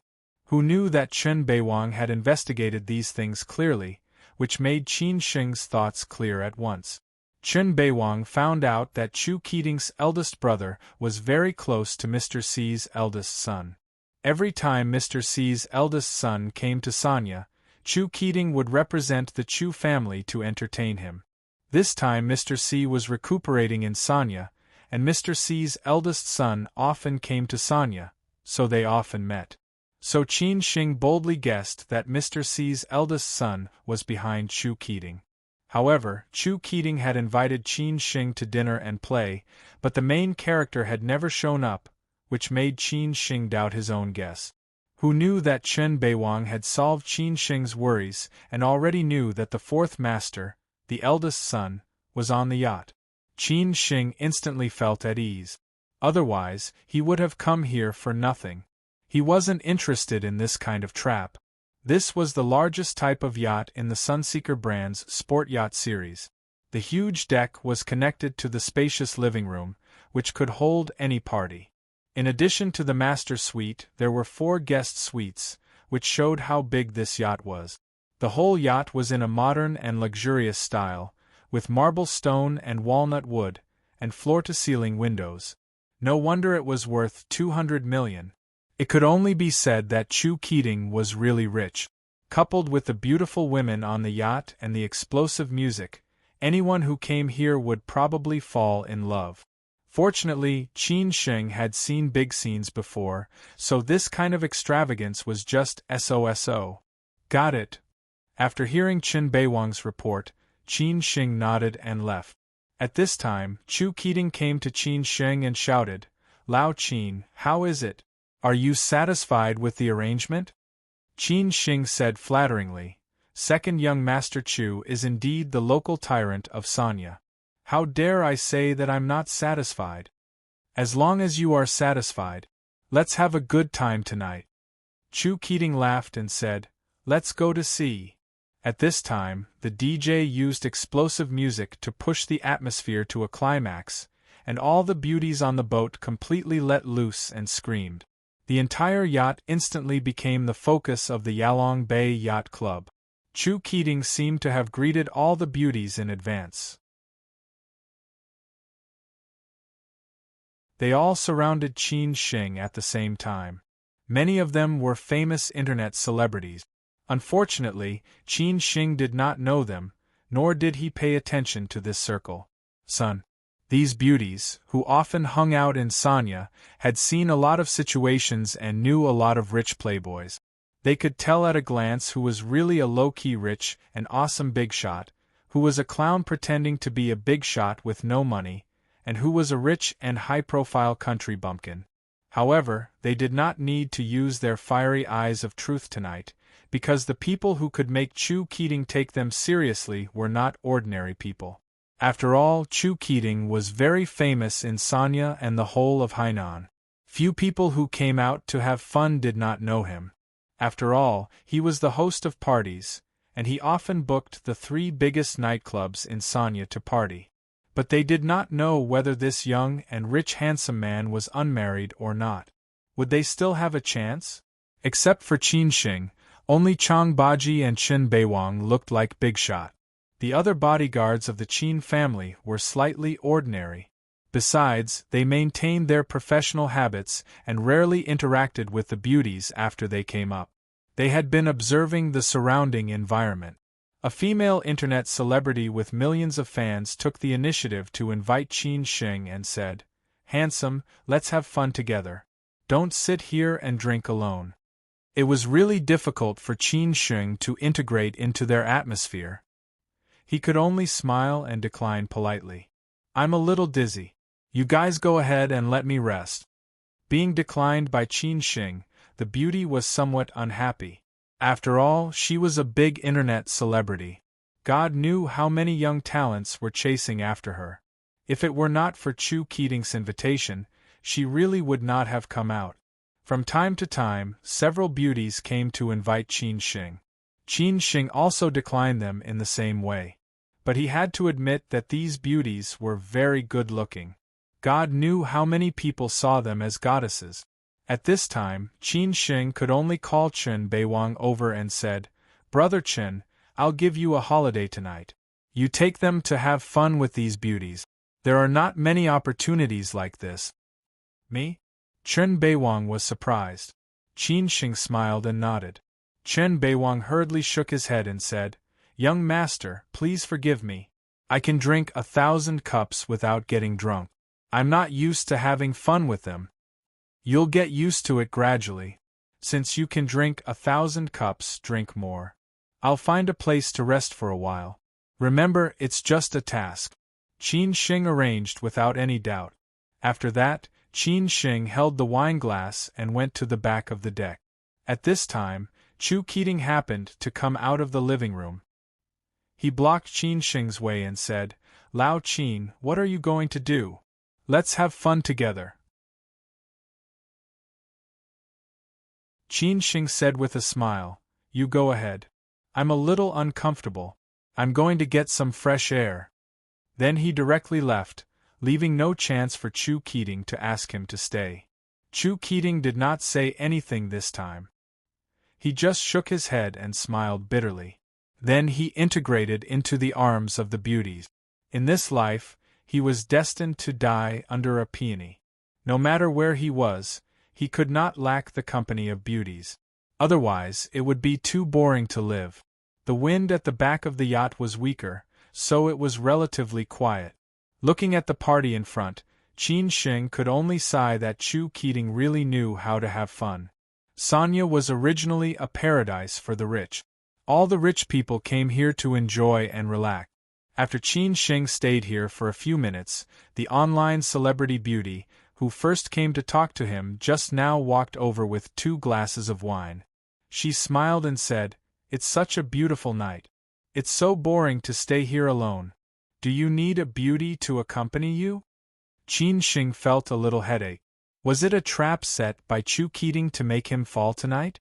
Qin Shing replied coldly, I like to stay alone. The online celebrity beauty understood what he meant. It seemed that she had been politely rejected again. She had to be patient and continued to say, Don't you know me? I'm an online celebrity with millions of fans. If second child Chu hadn't told me to treat you well, I wouldn't have come here to accompany you. Of course, Chu Keating also said that if she could win this child's heart, she would directly be rich and free. Not to mention that in the future in Sanya, as long as she was in trouble, Chu Keating would go through a mountain of swords and a sea of flames to help her. Qin Shing said politely and awkwardly, No, have we met before? The online celebrity was angry. She could only say, It doesn't matter. We'll be friends in the future. I just want to drink with you. This time, Qin Shing refused straightforwardly, Sorry, I'm already drunk. Besides, I'm married and have children. I'm strict with my family. I dare not pick the wild flowers outside. Don't waste your time. This time, Qin Shing refused straightforwardly. The female online celebrity was really angry. She gnashed her teeth and said, I've never seen a cat that doesn't eat meat. Don't think that I don't know that you've secretly looked at me several times just now. The tricks of rich playboys like you are nothing more than to advance by retreating. Do you want me to take the bait? If you really think so, then dream on. After saying that, the female online celebrity waved her hand and left. After hearing her words, Qin Shing could not help laughing. It was true that he had looked at her. Who would not look at a beautiful woman? Normal men would do that. But he was really not interested. Were all the beautiful women so self-righteous nowadays? Just when Qin Shing was speechless. Suddenly, a man slowly walked up from below the deck. At the same time, he said half-jokingly, Qin Shing, the beautiful woman has taken the initiative to throw herself into your arms. How can you be so calm? I really don't know whether Ruyu is too strict with you or you are the contemporary Lu Xiaohui. Hearing this voice and looking up at the uninvited guest, Qin Shing finally smiled. The look in his eyes was much more interesting than that of the beautiful online celebrity just now. Qin Shing stood up and said happily, Brother Chen, you finally showed up. Qin Shing's words made Brother Chen's eyes change slightly. He chuckled and said, Were you waiting for me? I've been waiting for you all night, Qin Shing said bluntly. The smile on Brother Chen's face stopped abruptly. Then, he frowned. But it didn't take long for him to laugh out loud. Anyone who saw it would be somewhat puzzled.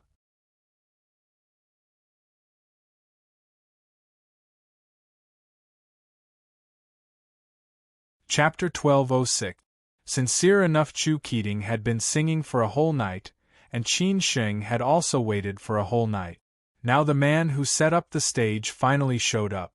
Qin Shing didn't care whether the online celebrity took the initiative to talk to him or whether the man in front of him tested him on purpose.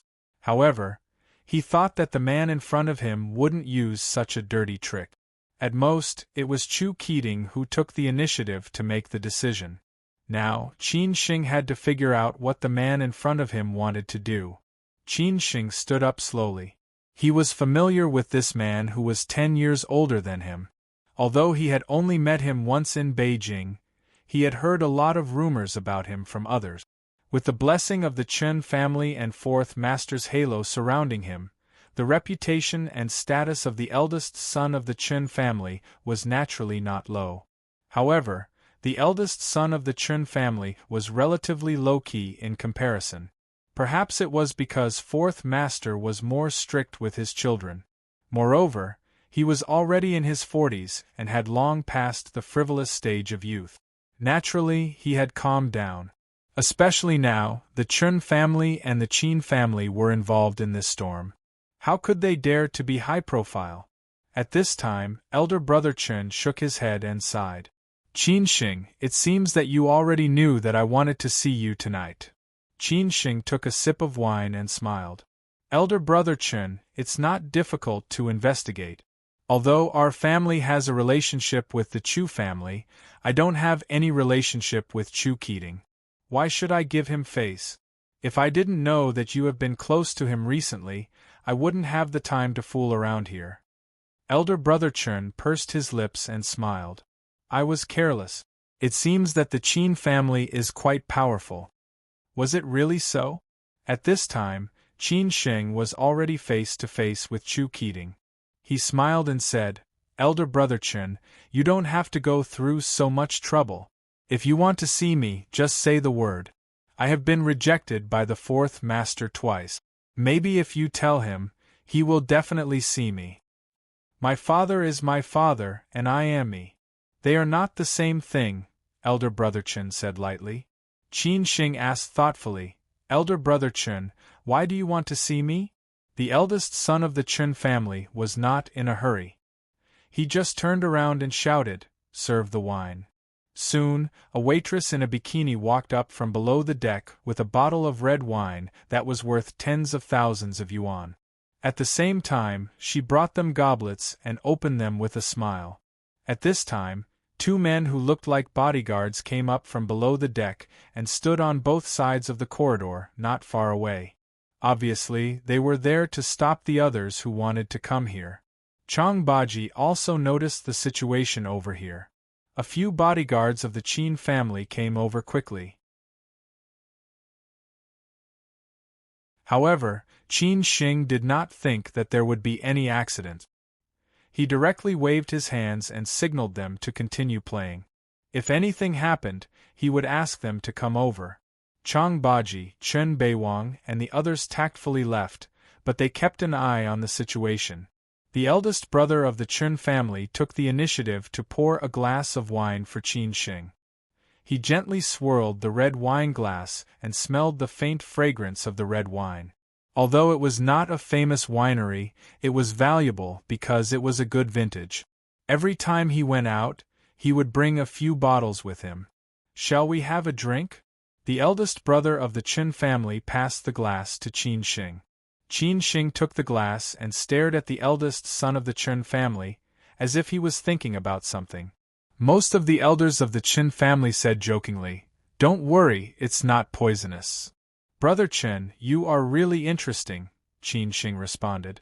Then he gently clinked his glass with the eldest brother and drank up. After a glass of wine, the eldest brother of the Chun family took the initiative to ask, "Qin Sheng, did you come to Sanya to see my father this time?" Qin Sheng said honestly, "Well, yes, I came to see fourth master, but he is not willing to see me, a junior. I really don't know what to do now. My father's temper is like that. He gets more stubborn when he gets older. Tell me, can I help you?"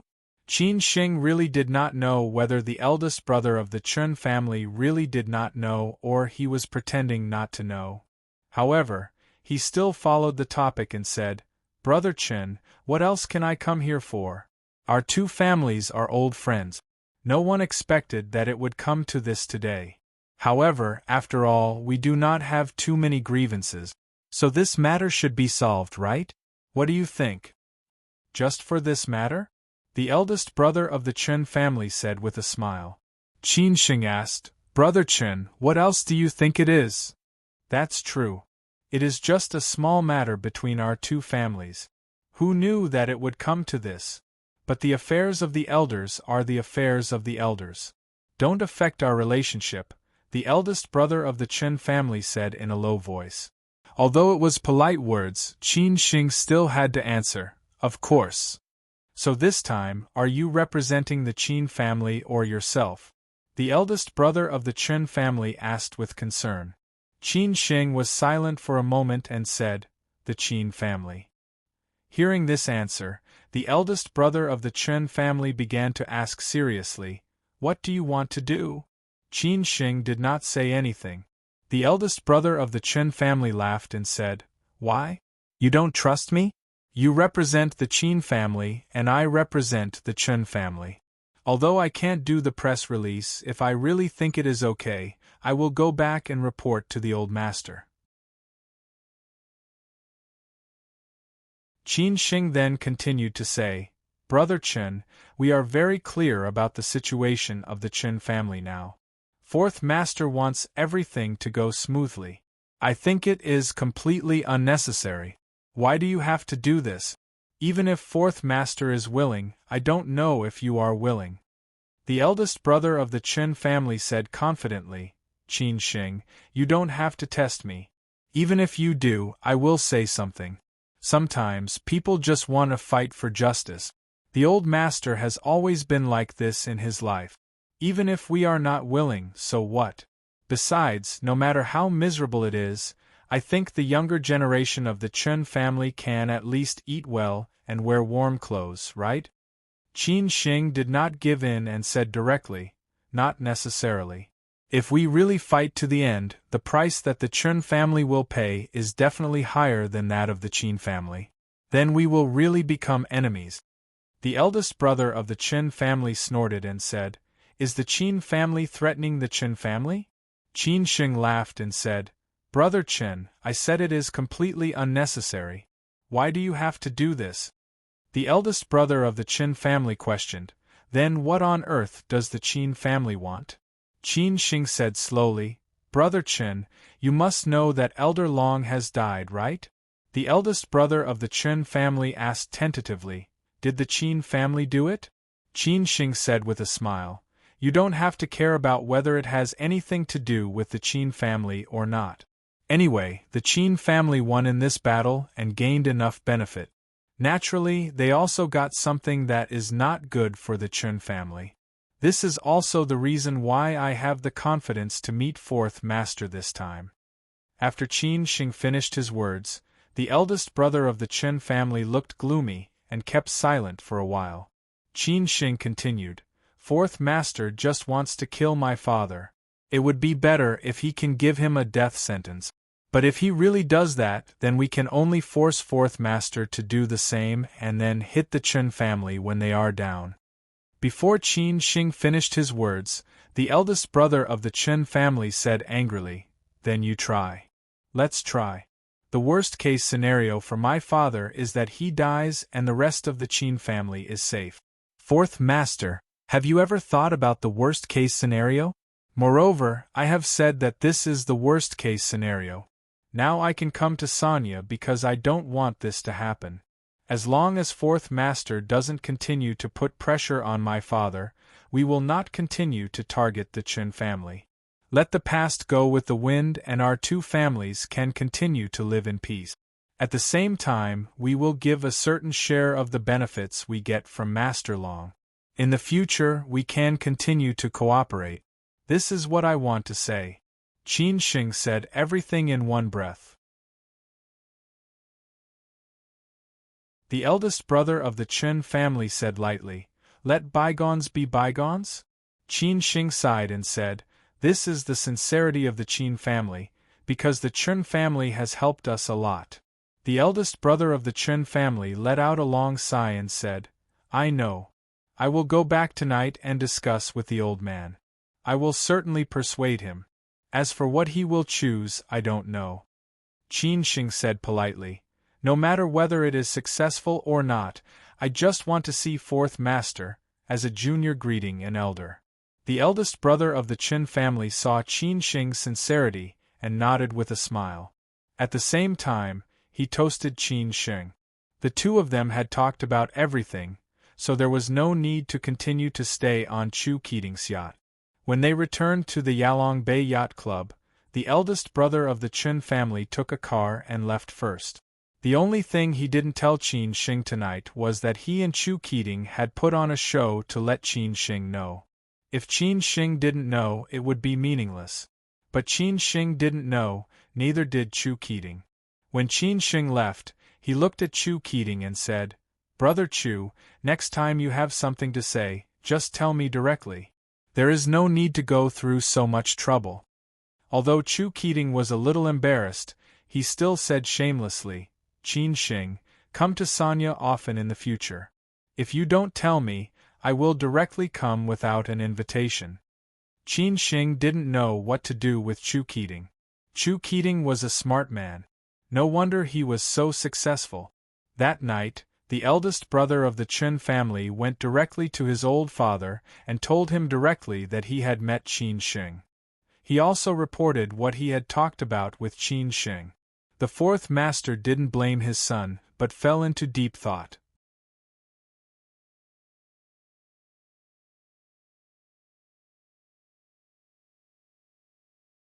Chapter 1207. Fighting for Glory. Although Chu Keating was thick-skinned, he was still too young to be compared with the eldest brother of the Chen family. If he was really smart and shrewd, he would have snatched the position from his eldest brother. How could he be a playboy in Sanya? What kind of people were most of those who could hang out with Chu Keating? They were just rich playboys with some family background, who relied on their ancestors to run a small business. Of course, this small business was not at their level. Many of them were kicked out of the first echelon of the family. This was because the tiger men that the family had high hopes for were either in their official careers or already in power in the family's business. These were the true big shot. But then again, Chu Keating had his bottom line. Of course, he knew that even if Qin Sheng knew about these things, Qin Sheng would not really be angry. After all, it was not a big deal. Besides, the eldest brother of the Chen family wanted to see Qin Sheng.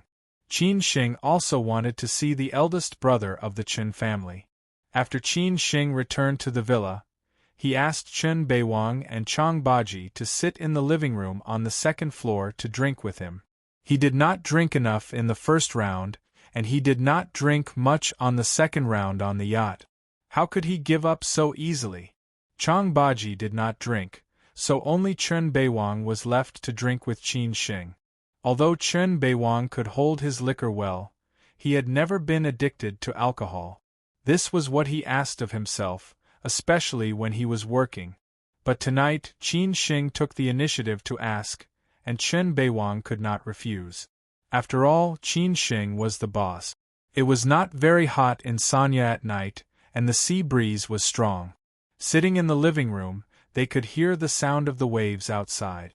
Chen Beiwang had already guessed that the man was the eldest brother of the Chen family, but he did not expect that he had been waiting for them on Chu Keating's yacht.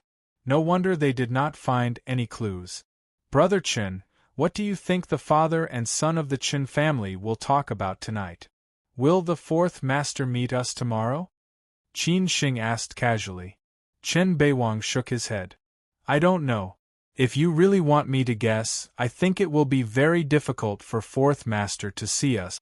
Since he has made up his mind, even the eldest brother of the Chen family may not be able to persuade him. Otherwise, he would not be fourth master. That's true.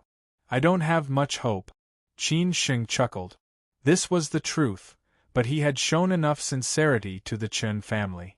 Chen Beiwang frowned. Young master, if fourth master still chooses not to see us, should we continue to wait in Sanya? Yes, I don't believe it, Qin Sheng said firmly. Picking up a glass of wine, Qin Sheng took a sip. Perhaps it was because he did not manage to do what he wanted, so drinking wine did not taste good. Qin Sheng swirled the wine glass and muttered to himself, maybe at this moment, the father and son of the Chen family are also like us, listening to the waves and the sea breeze and talking about this matter. As Qin had guessed, fourth master's house, four, master, and master. Qin. Masters. Oh. Four, master. Master. Four was. Four. The eldest son of the Chen family stood respectfully at the side, fearing that his old illness would relapse. Fourth, Chen and said. And Qin said fourth, and said, God, see. It. Heaven and death. Master C waved his hand and said, life, old age, sickness, and death are all up to fate. No one will die, including me. If Qin Sheng had been there, he would have found that the fourth master in front of him was no longer the fourth master he had met before. The fourth master he had met before was full of vigor, and did not look like an old man in his 60s or 70s at all. However, the fourth master in front of him had aged a lot in the blink of an eye, just like how Qin Sheng had looked when he had met Elder Long. No one could resist the invasion of time. Over the past few years, the fourth master, who had been mired in a quagmire, had been mentally and physically exhausted.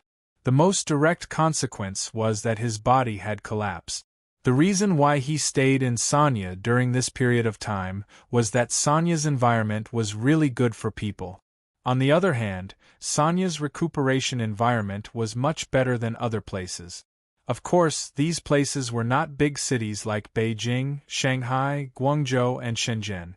"Dad, what should we do about this?" the eldest son of the Qin family asked in a low voice. The fourth master raised his head and looked at his son slowly. He chuckled and said, "What do you think we should do? What do you want to do?" If it had been in the past, the eldest son of the Qin family would not have refuted any of the old master's words. However, it was different now. He had no choice but to face it. The eldest son of the Qin family said honestly, "Dad, I think you and the Qin family have been fighting for several years. It's not necessary to continue. We used to have a good relationship. Now that we are at loggerheads, more people will laugh at us." The fourth master played with the jade handle in his hand and snorted. "You think it's a joke? Even if it's a joke, we have seen it for 3 or 4 years. I'm tired of it." The eldest son of the Qin family knew that his old master had a bad temper, especially when he was old and stubborn. It was not appropriate for him to say anything more. The fourth master did not continue to reprimand his son. He closed his eyes and rested quietly. After a long time, the fourth master asked, "Do you all think I should reconcile with the Qin family?" The eldest son of the Qin family hesitated for a moment and said, "Dad, do you want me to tell you the truth? If you don't tell me the truth, why did you come to Sonya?" the fourth master said angrily. The eldest son of the Qin family plucked up his courage and said, "Dad, I'll tell you the truth. I don't think it's necessary. You've done it. Uncle Qin has been in prison for several years. Our family has paid the price. Now it's time to reconcile." "What if I don't reconcile?" the fourth master asked. The eldest son of the Qin family gritted his teeth and said, "I think the Qin family is sincere since Qin Xing came to Sonya this time. They don't want us to continue to be like this. If you continue to be so stubborn, Master Qin will be sentenced to a few more years. Our family will continue to pay the price. The worst result will be the same as Master Long," the fourth master sneered. "Do you mean I have to die? What do you think of the Qin family?" This chapter is not over. Please turn the page. Do you have the guts? Or do you want me to die? The eldest son of the Qin family was shocked and said, "Dad, that's not what I meant." The fourth master was a little angry. It was he who chose to fall out with us. Wasn't it the best choice to leave earlier? How could he end up like this? And we wouldn't be in such a mess now. Do you regret it now? Do you know that you might not be able to get out? That's why you chose to come here and bow your head? Dad, I don't think the Qin family is bowing their head. Even if the two families reconcile, do you think Master Qin will be able to get out so easily? If you really push the Qin family into a corner, they still have the Zhu family behind them. Do you really want to become enemies? My uncle and uncle have already advised you. Even if you don't do it for yourself, you have to think about us. The eldest son of the Qin family was desperate in the end. He didn't dare to say these words before. However, since he said it today, he had to bite the bullet and finish it. As expected, the fourth master was silent after hearing this. Have you ever thought about it? If you leave one day, can the Qin family still hold on? Aren't you afraid that something will happen to your children and grandchildren? At that time, what will the Qin family worry about? I know you want to fight for justice, but is it worth it? You've fought for what you should. What's more, the Qin family is wrong. It's not the Qin family's fault. Dad, I'm not begging you. I'm just telling you the truth. No matter what you decide in the end, I have no complaint. The eldest son of the Qin family said everything in one breath. The eldest son of the Qin family, who was very proud in front of outsiders, was very respectful in front of his father at this moment.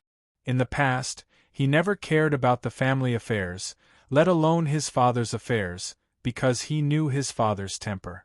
But now, he couldn't care less. After the eldest son of the Chen family finished speaking, the fourth master didn't say anything else. He just looked at the dark sea quietly, as if he had found his home. After a long time, the fourth master let out a long sigh of relief, as if he had let go of the anger of the previous half of his life.